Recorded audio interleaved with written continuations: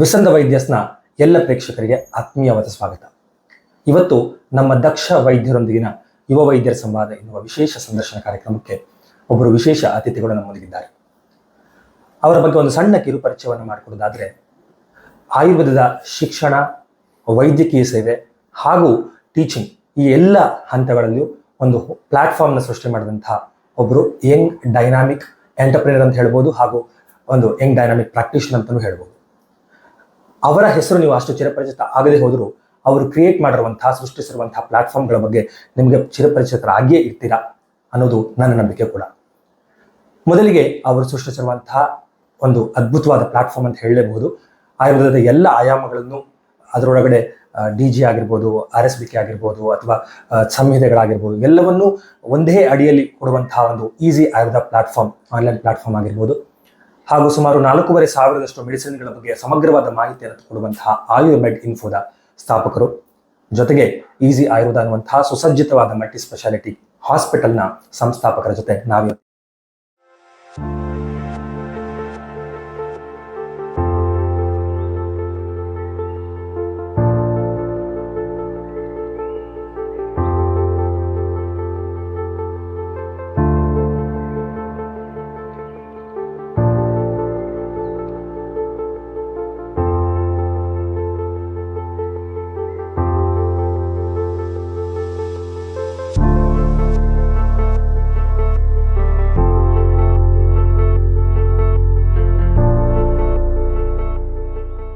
ಒಟ್ಟಾರೆ ಹೇಳೋದಾದ್ರೆ, is an very interesting, innovative and inspiring personality.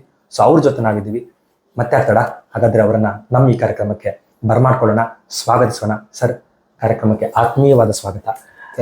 Thank you so much sir. Firstly ಕಿರಿಯರನ್ನ ಇಷ್ಟು ಆಧಾರದಿಂದ ಬರಮಾಡಿಕೊಂಡು ಅವರಿಗೆ ಇಷ್ಟೊಂದು ಸಮಯವನ್ನು ಕೊಟ್ಟಿದ್ದಕ್ಕೆ thank you so much sir.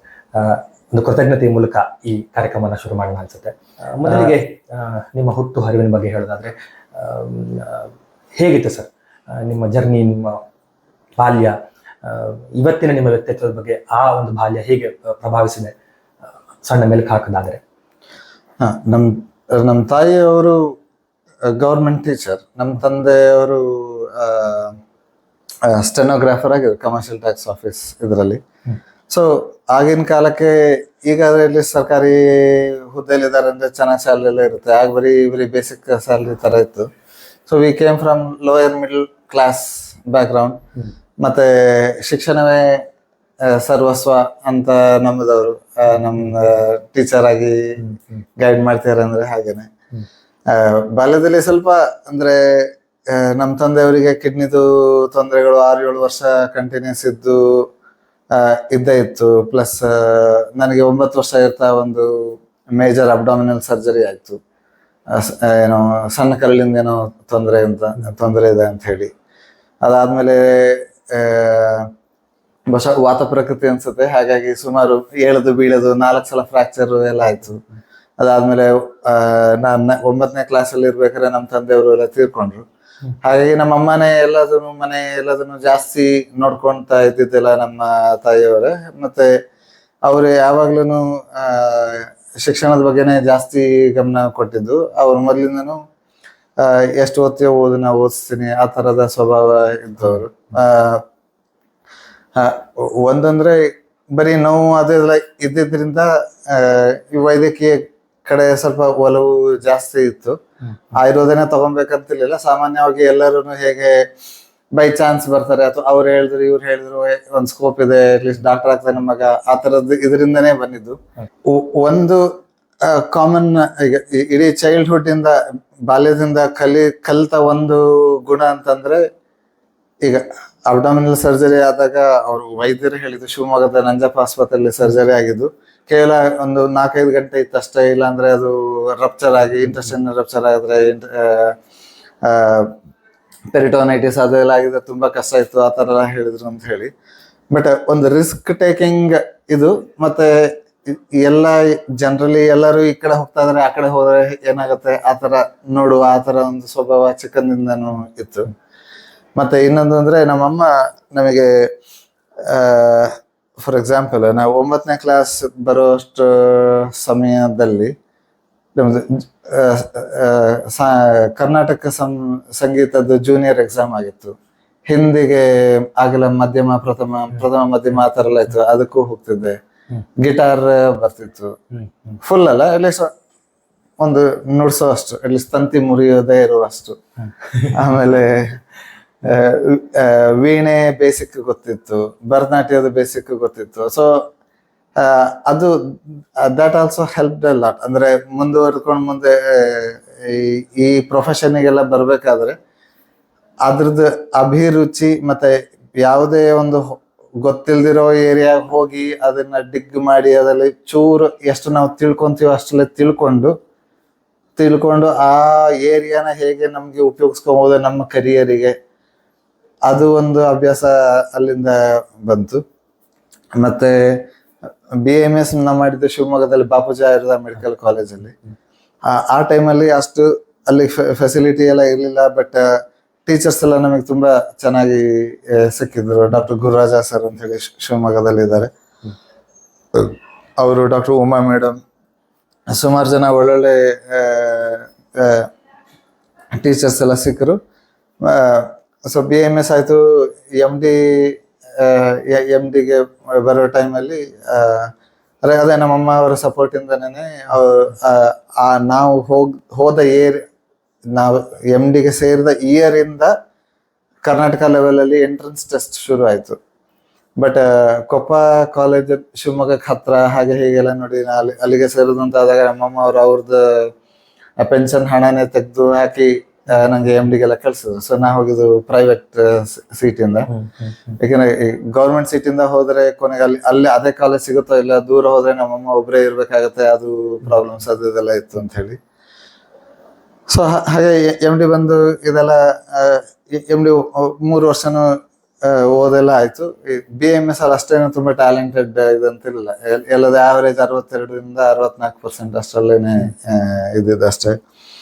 But ಏನಂದ್ರೆ ಯಾವುದೇ ಒಂದು ವಿಷಯ ಅಥವಾ ಯಾವ್ದಾರ ಟಾಪಿಕ್ ಇದ್ರೆ ಅದನ್ನ ಈಸಿಯಾಗಿ ಹೇಗೆ ಅದನ್ನ ಎಕ್ಸ್ಪ್ಲೈನ್ ಮಾಡಬಹುದು ಅಂತ ಯಾವಾಗಲೂ ನಾ ಯೋಚನೆ ಮಾಡ್ತಿದ್ದೆ. ಅಂದ್ರೆ ಅವಾಗೆಲ್ಲ ನಮ್ಗೆ ಇವಾಗೆಲ್ಲ ಅಟ್ಲೀಸ್ಟ್ ಕೆಲವು ಇಂಗ್ಲಿಷ್ ಪುಸ್ತಕ ಸಿಗುತ್ತೆ ಓದಕ್ಕೆ. ಆಗ ಟೈಮಲ್ಲಿ ಬರೀ ಹಿಂದಿ ಪುಸ್ತಕಗಳೆಲ್ಲ ಇದ್ವು. ಅದು ಫಸ್ಟ್ ಹಿಂದಿ ಗ್ರಾಮರ್ ಕಲ್ತು ಅದು ಓದಿ ಮತ್ತೆ ಆಯುರ್ವೇದ ಕಲಿಯೋ ಪರಿಸ್ಥಿತಿ ಇತ್ತು ಅವಾಗ. ಹಾಗೆ ಇಷ್ಟು ಕಷ್ಟಪಟ್ಟು ಹೇಳ್ತಿದ್ದಾರೆ, ಇದನ್ನ ಇಷ್ಟು ಸುಲಭವಾಗಿ ಹೇಳಿದ್ರೆ ನಾವು ಮೊದ್ಲೇ ಈ ವಿಷಯ ಒಳ್ಳೆ ಸಸ್ಪೆನ್ಸ್ ಇರ್ತಾರ ಮೂವಿ ತರ ಲಾಸ್ಟ್ ಯಾಕೆ ಹೇಳ್ತಿದ್ದಾರೆ, ಮೊದ್ಲೇ ಹೇಳಿದ್ರೆ ಇಷ್ಟು ಕಷ್ಟ ಪಡ್ತಿರ್ಲಿಲ್ಲ, ಆತರ ಎಲ್ಲ ಐಡಿಯಾಸ್ ಎಲ್ಲ ಬರ್ತಿತ್ತು. ಆಮೇಲೆ ನಮ್ಮಮ್ಮ ಇನ್ನೊಂದು ಗುಣ ಅಂದ್ರೆ ಎಷ್ಟು ಪುಸ್ತಕ ಬೇಕಾದ್ರೆ ತಗೋ, ಬರ್ತಿದ್ದ 2-3 ಸಾವಿರ ಸಂಬಳ, ಅದ್ರಲ್ಲೂ ಎಷ್ಟು ಪುಸ್ತಕ ಬೇಕಾದ್ರೆ ತಗೋ, ಮತ್ತೆ ಕಾನ್ಫರೆನ್ಸ್ ಅದು ಎಲ್ಲದಕ್ಕೂ ಕಳ್ಸೋರು ನಮಗೆ. ಹಾಗಾಗಿ ನಾವು BAMS ಅಲ್ಲಿ ಇರ್ತಾನೆ, ನಾವು ಎರಡನೇ ವರ್ಷ ಸೆಕೆಂಡ್ ಇಯರ್ ಅಲ್ಲಿ ಇರ್ತಾನೆ ಮೈಸೂರಲ್ಲಿ ಒಂದು ಶೋಧ ಅಂತ ಹೇಳಿ ಒಂದು ಕಾನ್ಫರೆನ್ಸ್ ಆಗಿತ್ತು, ಅದಕ್ಕೆ ಹೋಗಿದ್ದೆ. ಅದಾದ್ಮೇಲೆ ಕೊಚ್ಚಿನ್ ನಲ್ಲಿ ಫಸ್ಟ್ ವರ್ಲ್ಡ್ ಆಯುರ್ವೇದ ಕಾಂಗ್ರೆಸ್ 2003 ಆಯ್ತು, ಅಲ್ಲಿ ಹೋದೆ. ಸೊ ಈ ಕಾನ್ಫರೆನ್ಸಸ್ಗೆಲ್ಲ ಹೋಗೋದ್ರಿಂದ ಈಗ ಆಯುರ್ವೇದ ಹೊರಗಡೆ ಎಲ್ಲ ಏನ್ ನಡೀತಿದೆ, ಯಾರ್ಯಾರು ದೊಡ್ಡ ದೊಡ್ಡ ವ್ಯಕ್ತಿಗಳಿದ್ದಾರೆ ಆಯುರ್ವೇದದಲ್ಲಿ, ಏನೇನು ಸಂಶೋಧನೆಗಳೆಲ್ಲ ಆಗ್ತಿದೆ, ಅದ್ರ ಬಗ್ಗೆ ಎಲ್ಲ ಜನರಲ್ ಐಡಿಯಾಸ್ ಬರ್ತಾ ಇತ್ತು. ಆಮೇಲೆ ಫಸ್ಟ್ ಇಯರ್ MD ಮಾಡ್ಬೇಕಾದ್ರೆ ನಾವೆಲ್ಲ ಸೇರಿ ಪುನರ್ನವ ಅಂತ ಹೇಳಿ ಒಂದು ಕಾನ್ಫರೆನ್ಸ್ ಆಗಿತ್ತು ಚೆನ್ನೈಲಿ, ಮಹಾಬಲಿಪುರಂ ಅಲ್ಲಿ. ಅದು ಈ ಪ್ರೈವೇಟ್ ಕಂಪನೀಸ್ ಎಲ್ಲದು ಸೇರಿ ಮತ್ತೆ ಫಾರಿನ್ ಕೊಲಾಬರೇಷನ್ ಇಂದ ಆಗಿದ್ದ ಕಾನ್ಫರೆನ್ಸ್ ಅದು. ಅದರಲ್ಲಿ ರಾಬರ್ಟ್ ಸೊಬೋದಾ ಮತ್ತೆ ಡೇವಿಡ್ ಫ್ರಾಲೆ, ದೀಪಕ್ ಚೋಪ್ರಾ, ಈ ದೊಡ್ಡ ದೊಡ್ಡ ಆಯುರ್ವೇದದಲ್ಲಿ ಹೊರಗಡೆ ಯಾರು ತುಂಬಾ ಹೆಸರು ಮಾಡಿದವರು ಇದ್ದಾರೆ, ಅವರೆಲ್ಲರೂ ಅದಕ್ಕೆ ಬಂದಿದ್ರು. ಅದರಲ್ಲಿ ತುಂಬಾ ಚೆನ್ನಾಗಿತ್ತು. ಎಲ್ಲರೂ ಒಂಥರ ಪಾಲಿಶ್ಡ್ ಇಂಗ್ಲಿಷ್ ಅಲ್ಲಿ ಆಯುರ್ವೇದನ ಎಕ್ಸ್ಪ್ಲೈನ್ ಮಾಡೋರು, ಭಾರಿ ಕಡಿಮೆ ಸಂಸ್ಕೃತ ವರ್ಡ್ಸ್ ಯೂಸ್ ಮಾಡಿದ್ರು ಕೂಡ ಈ ಸಾರಾಂಶ ಎಲ್ಲ ಸೇಮ್ ಇರೋ ತರನೇ ಚೆನ್ನಾಗಿ ಎಕ್ಸ್ಪ್ಲೈನ್ ಮಾಡೋರು. ತುಂಬಾ ಖುಷಿ ಆಯ್ತು. ಅದ್ರ ಮಧ್ಯ ಒಂದು ಕಿಚನ್ ಕುಕಿಂಗ್ ಕ್ಲಾಸ್ ನಡೀತಾ ಇತ್ತು. ಅದು ಚೆನ್ನೈ ಮಹಾಬಲಿಪುರಂ ಜನವರಿಲಿ ನಡೆದಿದ್ದದು, 2006 ಅಲ್ಲಿ. ಆ ಕುಕಿಂಗ್ ಕ್ಲಾಸ್ ಅದು ಬೀಚ್ ಸೈಡ್ ಅಲ್ಲಿ ಅವ್ರು ಅರೇಂಜ್ ಮಾಡಿದ್ರು. ಚೆನ್ನೈ ಅಂದ್ರೆ ಸ್ವಲ್ಪ ಉಷ್ಣತೆ ಎಲ್ಲ ಜಾಸ್ತಿ. ಅದ್ರ ಮಧ್ಯ ಆ ಇದ್ರಲ್ಲೂ ಕೂಡ ಆ ಕುಕಿಂಗ್ ಕ್ಲಾಸ್ ನಡೀತಿದೆ ಒಂದು ಹಟ್ ತರದ್ ಜಾಗದಲ್ಲಿ. ಅದ್ರ ಮಧ್ಯ ಎಲ್ಲರೂ ಕೂತ್ಕೊಂಡು ಅದ್ರ ಮಧ್ಯೆ ಎಲ್ಲರೂ ನಿಂತ್ಕೊಂಡಿದ್ದಾರೆ. ಮಧ್ಯ ಒಬ್ಬ ಯಾರೋ ಕುಕಿಂಗ್ ಮಾಡಿ ತೋರಿಸ್ತಾ ಇದ್ದಾನೆ. ಎಲ್ಲರೂ ಆಗ ಐಪ್ಯಾಡ್ ಅದೆಲ್ಲ ಏನಿಲ್ಲ, ಎಲ್ಲರೂ ಚೀಟಿಲ್ ಬರ್ಕೊಂತ ಇದಾರೆ ಫಾರಿನರ್ಸ್ ಎಲ್ಲರೂ. ಅವನು ಫಸ್ಟ್ ಹೆಸರು ಬೇಳೆ ಹಾಕ್ದ, ಅದನ್ನ ಬರ್ಕೊಂಡ್ರು. ಅಕ್ಕಿ ಹಾಕ್ದ, ಅದನ್ನ ಬರ್ಕೊಂಡ್ರು. ಉಪ್ಪು ಹಾಕ್ದ, ಅದು ಇದು ಬರ್ಕೊಂಡು. ಆಮೇಲೆ ಗೊತ್ತಾಗ ಕಿಚಡಿ ಏನೋ ಮಾಡ್ತಿದ್ದಾರೆ ಆ ತರ ಏನೋ ಹೇಳಿ. ಅವನು ಕಾಳು ಮೆಣಸು ಹಾಕ್ದ. ಎಲ್ಲರೂ black pepper, what's the benefit of black pepper ಅಂತ ಅವ್ನು ತ್ರೈದೋಷಿಕ್ ಅಂದ್ಬಿಟ್ಟ. ಅವಾಗ ಅನ್ಸ್ತು ತ್ರೈದೋಷಿಕ್ ಅನ್ನೋಕೆ ಎಲ್ಲರೂ ಫ್ರಾಂಟಿಕ್ ಆಗಿ ಬರ್ಕೊಂತೀರ, ಬ್ಲಾಕ್ ಪೆಪ್ಪರ್ ಇಸ್ ತ್ರೈದೋಷಿಕ್ ಅಂತ. ತ್ರೈದೋಷಿಕ್ ಅಂತಂದ್ರೆ ಆಮೇಲೆ ನನಗೆ ಗೊತ್ತಾಗಿದ್ದು, ಈ ಯಾವ್ದಾರ ವಸ್ತು ಬಗ್ಗೆ ಏನು ವಿಷಯ ಅದ್ರದ್ದು ಗುಣ ಕರ್ಮ ಗೊತ್ತಿಲ್ಲ ಅಂದ್ರೆ ಅದನ್ನ ತ್ರೈದೋಷಿಕ್ ಅಂತೆಲ್ಲ ಫಾರಿನಲ್ಲಿ ಹೇಳ್ತಾರೆ. ಅದು ಅಂತ ಹೇಳಿ ಗೊತ್ತಾಯ್ತು. ಅದರಿಂದ ಒಂದು ಆಮೇಲೆ ನನಗೆ ಅನಿಸ್ತು, ಆಗ ಇನ್ನು ಬೈಸಜ ಕಲ್ಪನದಲ್ಲಿ ಫಸ್ಟ್ ಇಯರ್ ಅಲ್ಲಿ ಇದ್ದೆ. ಆಗ ಅನಿಸ್ತು ಕಾಳುಮೆಣಸಿನ ಬಗ್ಗೆ ಏನೇನು ಹೇಳ್ಬೋದು, ವಿಷಗ್ನ ಅಂತ ಹೇಳ್ಬೋದು, ದೀಪನ ಪಾಚನ ಹೇಳ್ಬೋದು, ಕಫ ಕಡಿಮೆ ಮಾಡುತ್ತೆ, ಅಗ್ನಿ ಜಾಸ್ತಿ ಮಾಡುತ್ತೆ, ಸಾವಿರ ಹೇಳ್ಬೋದು. ಅಂದ್ರೆ ಏನು ತೀರಾ ಆಯುರ್ವೇದದ ಡೀಪ್ ನಾಲೆಜ್ ಇಲ್ಲದೆ ಇದ್ರೂ ಕೂಡ ಸಾಮಾನ್ಯವಾಗಿ ಜನರಲ್ಲಿ ಗೊತ್ತಿರೋನಿಗೆ ಉಷ್ಣ ಇದೆ, ಹಾಗಾಗಿ ಕಫವಾತ ಕಡಿಮೆ ಮಾಡುತ್ತೆ, ಪಿತ್ತ ಸ್ವಲ್ಪ ಜಾಸ್ತಿ ಮಾಡುತ್ತೆ, ಅಗ್ನಿ ಜಾಸ್ತಿ ಮಾಡುತ್ತೆ, ಇಷ್ಟಂತೂ ಯಾರಿಗಾರ ಹೇಳೋಷ್ಟು ಇರ್ಬೋದು. ಬಟ್ ಅಷ್ಟು ಹೇಳ್ತಿಲ್ಲ ಅಂತ ಒಂದು. ಮತ್ತೆ ಫಾರಿನರ್ಸ್ಗೆ ನಾಲೆಡ್ಜಿನ ಆಯುರ್ವೇದದ ಬಗ್ಗೆ ಭಾರಿ ತೀವ್ರ ಕುತೂಹಲ ಇದೆ. ಬಟ್ ಅದಕ್ಕೆ ತಕ್ಕ ಹಾಗೆ ಹೇಳ್ಕೊಡೋರು ಬಹುಶಃ ಕಡಿಮೆ ಇದ್ದಾರೆ. ಅಲ್ಲಿದು ಸಿಕ್ಕಿದ್ದು ನಂಗೆ ಹಾಗೆ. ಸೊ ಅದಾದ್ಮೇಲೆ ನಂಗೆ ಹೆಂಗನ್ಸಿದ್ರೆ ನಂದೇ ಏನಾರ ಮುಂದೆ ಏನಾರ ಒಂದು ಮ್ಯಾಗಝಿನ್ ಮಾಡುವ ಆ ಥರ ಎಲ್ಲ ಐಡಿಯಾ ಇತ್ತು. ಮತ್ತೆ ಸೆಕೆಂಡ್ ಇಯರ್ ಥರ್ಡ್ ಇಯರ್ ಆಯ್ತು. BMS ಅಲ್ಲಿ ಅಷ್ಟು ಚೆನ್ನಾಗಿ ಓದದೇ ಇದ್ರೂ MD ಟೈಮಲ್ಲಿ ತುಂಬಾ ಡೆಡಿಕೇಟೆಡ್ ಆಗೋದು. ಯಾಕಂದ್ರೆ life becomes more and more serious as you enter the 20-25 ಏನೋ ಸ್ವಲ್ಪ ಹುಡುಗ ಬುದ್ಧಿಲ್ಲ ಇರ್ತದೆ. 25-30ಕ್ಕೆ ನಿಮ್ಮ ಫ್ರೆಂಡ್ಸ್ ಇಂಜಿನಿಯರಿಂಗ್, ಈಗಿನ ಕಾಲದಲ್ಲಿ ಮಾಡೋದ್ರಿಗೆ ಕಷ್ಟ ಇದೆ. ಬಟ್ ಆಗಿನ ಕಾಲದಲ್ಲಿ 2003-2004ರಲ್ಲಿ ಈ ಎಂಜಿನಿಯರಿಂಗ್ BE ಅಂತ ಬರೆಯಂತ ಮುಂಚೆನೆ ಅವರಿಗೆ ಎತ್ಕೊಂಡು 35,000 ಬೆಂಗಳೂರಲ್ಲಿ ಕೆಲಸ ಸಿಗ್ತಾ ಇತ್ತು. ಸೊ ನಾ ಇಲ್ಲಿ ಇನ್ನು ಚೂರ್ಣ ಕೊಡ್ತಾ ಇದ್ದೀನಿ. ನಮ್ ಫ್ರೆಂಡ್ಸ್ ಎಲ್ಲ ಇದೆ, ಕಾರ್ ತಗೋ, ಮದುವೆ ಆಗು, ಹನಿಮೂನಿ ಸಿಂಗಾಪುರ್ ಅಲ್ಲೆಲ್ಲ ಹೋಗ್ತಾರೆ. ನಾನು ಇಲ್ಲಿಂದ ಚೆನ್ನೈ ಹೋಗಕ್ಕೆ 1,000-2,000 ಕುಡ್ಸ್ಕೊಂಡು ಅಲ್ಲಿ ಹೋಗೋದು, ಆ ಥರ ಎಲ್ಲ ಇತ್ತು. ಸೊ ಚೆನ್ನಾಗಿ ಓದಿದೆ. ಮತ್ತೆ ಹೊರಗಡೆ ಬಂದಾದ್ಮೇಲೆ MD ಮುಗಿಯೋಷ್ಟೊತ್ತಿಗೆ ಒಂದಂತೂ ಕ್ಲಿಯರ್ ಕಟ್ ಏನಿತ್ತು ಅಂತಾರೆ, ಈಗ ಕಾಲೇಜಿಗೆ ಸೇರ್ಕೊಂಡ್ರೆ ನೀ ಎಷ್ಟೇ ಸೈಕಲ್ ಹೊಡೆದ್ರು 5 ವರ್ಷ ಬೇಕು ನಿಮ್ಗೆ ಫಸ್ಟ್ ಪ್ರಮೋಷನ್ ಸಿಗ್ಲಿಕ್ಕೆ. ಇನ್ನೊಂದು 5 ವರ್ಷ ಬೇಕು, 10 ವರ್ಷ ಬೇಕು ನಿಮ್ಗೆ ಪ್ರೊಫೆಸರ್ ಆಗ್ಲಿಕ್ಕೆ. ಅದೇ ನಿಮ್ಮ ಮಕ್ಕಳಿಗೆ ನಾನು ಎಜುಕೇಶನ್ ಸಿಸ್ಟಮ್ ಬಗ್ಗೆ ಹೇಳ್ತಿರೋದಲ್ಲ, ಅದೇ ಇನ್ನೊಬ್ರು ಯಾರು ಅಷ್ಟು ಜಾಸ್ತಿ ಎನರ್ಜಿ ಇಲ್ದೇನೆ ವರ್ಕ್ ಮಾಡಿದ್ರು ಕೂಡ ಅವರು ನಿಮ್ ಜೊತೆಗೆ ಪ್ರೊಫೆಸರ್ ಆಗ್ತಾರೆ. ಸೊ ನೀವು ಏನೇ ಎಷ್ಟೇ ನಿಮ್ಮ ಪ್ರಯತ್ನಕ್ಕೆ ಪ್ರತಿಫಲ, so effort versus reward proportionate ಆಗಿ ಕಾಲೇಜಿನ ಇದರಲ್ಲಿ ಇಲ್ಲ ಅಂತ ಅವಾಗ ನಂಗೆ ಅನ್ಸಿತ್ತು. ಮತ್ತೆ ಈಗ ಡೆಸ್ಪರೇಟ್ ಆಗಿ ಒಂದು ಬೈಸಜ ಕಲ್ಪನಾ ಓದಿದ್ನ ಫಾರ್ಮಸ್ಯೂಟಿಕಲ್ ಕಂಪ್ನಿ ಅದು ಮಾಡರ್ನ್ ಅದೆಲ್ಲ ಓದಿದ್ವಿ. ಹಾಗೆ ಫಾರ್ಮಸ್ಯೂಟಿಕಲ್ ಕಂಪ್ನಿಗೆ ನನ್ಗೆ ಅನ್ಸಿದ್ರೆ ನಾ ಅಲ್ಲಿ ಸೇರ್ಕೋಬಹುದು ಅಂತ ಹೇಳಿ. ಸೊ ಫಾರ್ಮಸ್ಯೂಟಿಕಲ್ ಕಂಪ್ನಿ ಸೇರ್ಬೇಕು. ಸೊ ಫೈನಲ್ ಇಯರ್ ಮುಗಿಯೋಂತ ಮುಂಚೆನೆ ನಾ ಎಲ್ಲ ನಮ್ಮ ಅಕ್ಕ ಬೆಂಗಳೂರಲ್ಲಿ ಸೆಟಲ್ಡ್. ಸೊ ನಂಗೆ ಅನಿಸ್ತದೆ ನಾವು ಬೆಂಗಳೂರಿಗೆ ಶಿವಮೊಗ್ಗದಿಂದ ಶಿಫ್ಟ್ ಆದ್ರೆ ನಮ್ಮ ತಾಯಿಯವ್ರನ್ನ ಕರ್ಕೊಂಡು ಹೋದ್ರೆ ನಮ್ಮ ಅಕ್ಕ ಅವ್ರ ಫ್ಯಾಮಿಲಿ ಇರ್ತದೆ ಸಪೋರ್ಟಿಗೆ. ಕ್ಯಾನ್ಸರ್ ಆ ಥರ ಎಲ್ಲ ಇತ್ತು. ಅಲ್ಲಿ 11 ಕಂಪ್ನಿಗೇನೋ ಅಪ್ಲಿಕೇಶನ್ ಹಾಕಿದೆ. ಅಪ್ಲಿಕೇಶನ್ ಹಾಕಿದೆ. ಬಟ್ ಇದು ಫ್ರೆಶರ್ ಅಂದ್ರೆ ಹೇಳ್ತಾರಲ್ಲ, ಹಿಮಾಲಯ, ಸ್ನೇಹ ನ್ಯಾಚುರಾ, ಅಟ್ರಿಮೆಡ್ ಎಲ್ಲ ಕಡೆಗೂ ಹಾಕಿದೆ. ಒಂದು ಕಂಪ್ನಿ ಅವ್ರು ಕರೆದ್ರು, 2-3 ಇಂಟರ್ವ್ಯೂ, 2-3 ರೌಂಡ್ ಎಲ್ಲ ಆಯ್ತು. ಆಮೇಲೆ ಅವ್ರ ಕಡೆಯಿಂದ ಬರ್ಲಿಲ್ಲ. ಅಷ್ಟರಲ್ಲಿ ಎಕ್ಸಾಮ್ ಮುಂಚೆನೆ ಅಪ್ಲೈ ಮಾಡಿದೆ. ಮತ್ತೆ ಈ ಅಪ್ಲೈ ಮಾಡಿ ಆದ್ಮೇಲೆನು ಅವರು ಕರೀಲಿಲ್ಲ ಅಂತ ಹೇಳಿ. ಅವಾಗ ಹೇಗಾಗಿತ್ತು ಅಂತಂದ್ರೆ ಡೆಸ್ಪರೇಷನ್ ಅಂತಾರಲ್ಲ, ಈ ಯಾರ್ದು ಎಲ್ಲಿಂದ ಆಗೊಂದ್ ಸಣ್ಣ ಫೋನ್ ಇರ್ತಿದೆ ಎಲ್ಲರ ಕೈಯಲ್ಲಿ, 1,500 ರೂಪಾಯಿ. ಎಲ್ಲಿ ಫೋನ್ ಬಂದ್ರು ಅವರೇ ಫೋನ್ ಮಾಡ್ತಾರೆ, ರಾತ್ರಿ ಫೋನ್ ಬಂದು ಅವರೇ ಫೋನ್ ಮಾಡಿದ್ರೆ ಅಂತ ಅನ್ಸೋದು. ಯಾಕಂದ್ರೆ ಈ ಮುಗಿತಿದ್ದಕ್ಕೆ ಇದಾಗಬೇಕು ಮತ್ತೆ ಎಷ್ಟು ಅಮ್ಮಂದು ದುಡ್ಡು ತಿನ್ನೋದು ಅಂತಿತ್ತು. ಸೊ ಅದು ಕೊನೆಗೆ ಅದು ಬಿದ್ದೋಯ್ತು, ಅದಾಗಲ್ಲ ಅಂತ ಆಯ್ತು. ಅವ್ರೇನಂದ್ರೆ ಇವರು over qualified for the job ಅಂತ ಹೇಳಿ.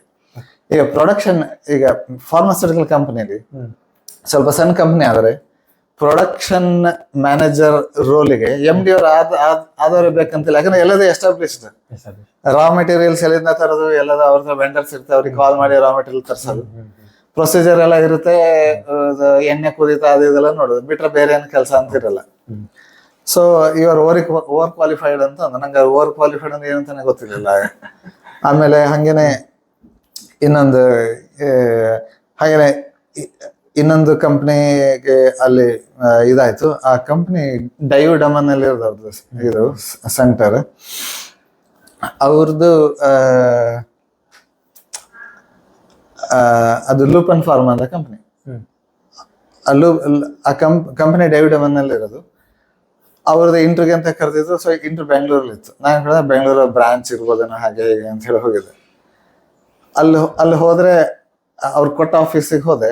ಅದ್ ನೋಡಿದ್ರೆ ಅದೊಂಥರ ಈ ಫಾರ್ಮಾ ಡಿಸ್ಟ್ರಿಬ್ಯೂಷನ್ ಸೆಂಟರ್ ತರ ಇರುತ್ತಲ್ಲ, ಡಬ್ಬ ಇತ್ತು. ಅದ್ರ ಮಧ್ಯೆ ಒಬ್ಬ ಯಾರೋ ಜೂನಿಯರ್ ಲೆವೆಲ್ ಮ್ಯಾನೇಜರ್ ಏನಿದ್ದ, ಅವನು ಫೋನ್ ಮಾಡ್ದ, ಇವ್ರು ಬಂದಿದ್ದಾರೆ, ಇವ್ರಿಗೆ ಏನ್ ಮಾಡೋದು ಅಂತ ಹೇಳಿ. ಅವರು ಒಂದು ಲೆಟರ್ ಪ್ರಿಂಟ್ ತೆಗೆದು ಕೊಟ್ರು. ಅದು ಹೇಗಿತ್ತು ಅಂದ್ರೆ ಅದು ಕ್ವಶನ್ಸ್ ಇತ್ತು, ಅದಕ್ಕೆ ನಾವು ಆನ್ಸರ್ ಮಾಡಿ ಬರೀಬೇಕು. ಆಮೇಲೆ ಅವರು ನೆಕ್ಸ್ಟ್ ರೌಂಡಿಗೆ ಕರೀತಾರೆ ಅಂತ ಹೇಳಿ. ಸೊ ಅದ್ರಲ್ಲಿ ಕ್ವಶನ್ಸ್ ಹೇಗಿತ್ತು ಅಂತಂದ್ರೆ,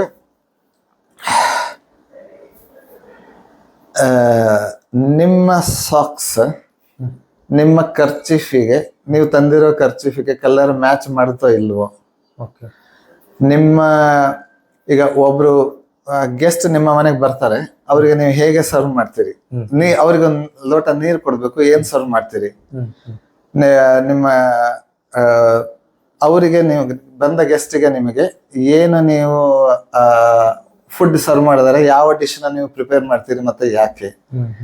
ಈಗ ನಿಮಗೆ ದಿನಕ್ಕೆ 6 ಗಂಟೆ ಅಲ್ಲ, ವಾರಕ್ಕೆ 6 ದಿನ ಕೆಲಸ ಇರುತ್ತೆ. ಸಂಡೇನು ಕೆಲಸ ಮಾಡ್ಬೇಕಂದ್ರೆ ನೀವು ಒಪ್ಕೊಂತಿರೋ ಇಲ್ವೋ.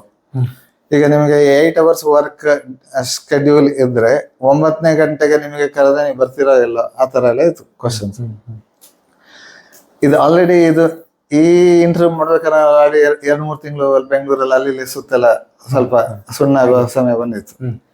ಸೊ ನಾವೇನ್ ಬರ್ತೀವಿ ಎಲ್ಲ ಜೈ ಅಂತ ಹೇಳಿ ಅವ್ರು ಹೇಳಿದಕ್ಕೆಲ್ಲ ಅವರೇ ದೇವರು, ಅವರೇ ಅವ್ರಿಗೆ ಬೇಕಾಗಿರೋ 9 ಬೇಕಂದ್ರೆ ಕಂಪನಿ, ನಾನು ಈ ಕಂಪನಿಗೆ ಅವಶ್ಯಕತೆ ಇದ್ದರೆ ಮತ್ತೆ ನಂದು ವರ್ಕ್ ಶೆಡ್ಯೂಲ್ ಜಾಸ್ತಿ ಮಾಡೋದ್ರಿಂದ ಕಂಪನಿ ಲಾಭ ಆಗುತ್ತೆ ಅಂತ ಆದ್ರೆ ನಾನು ಮಾಡ್ತೀನಿ.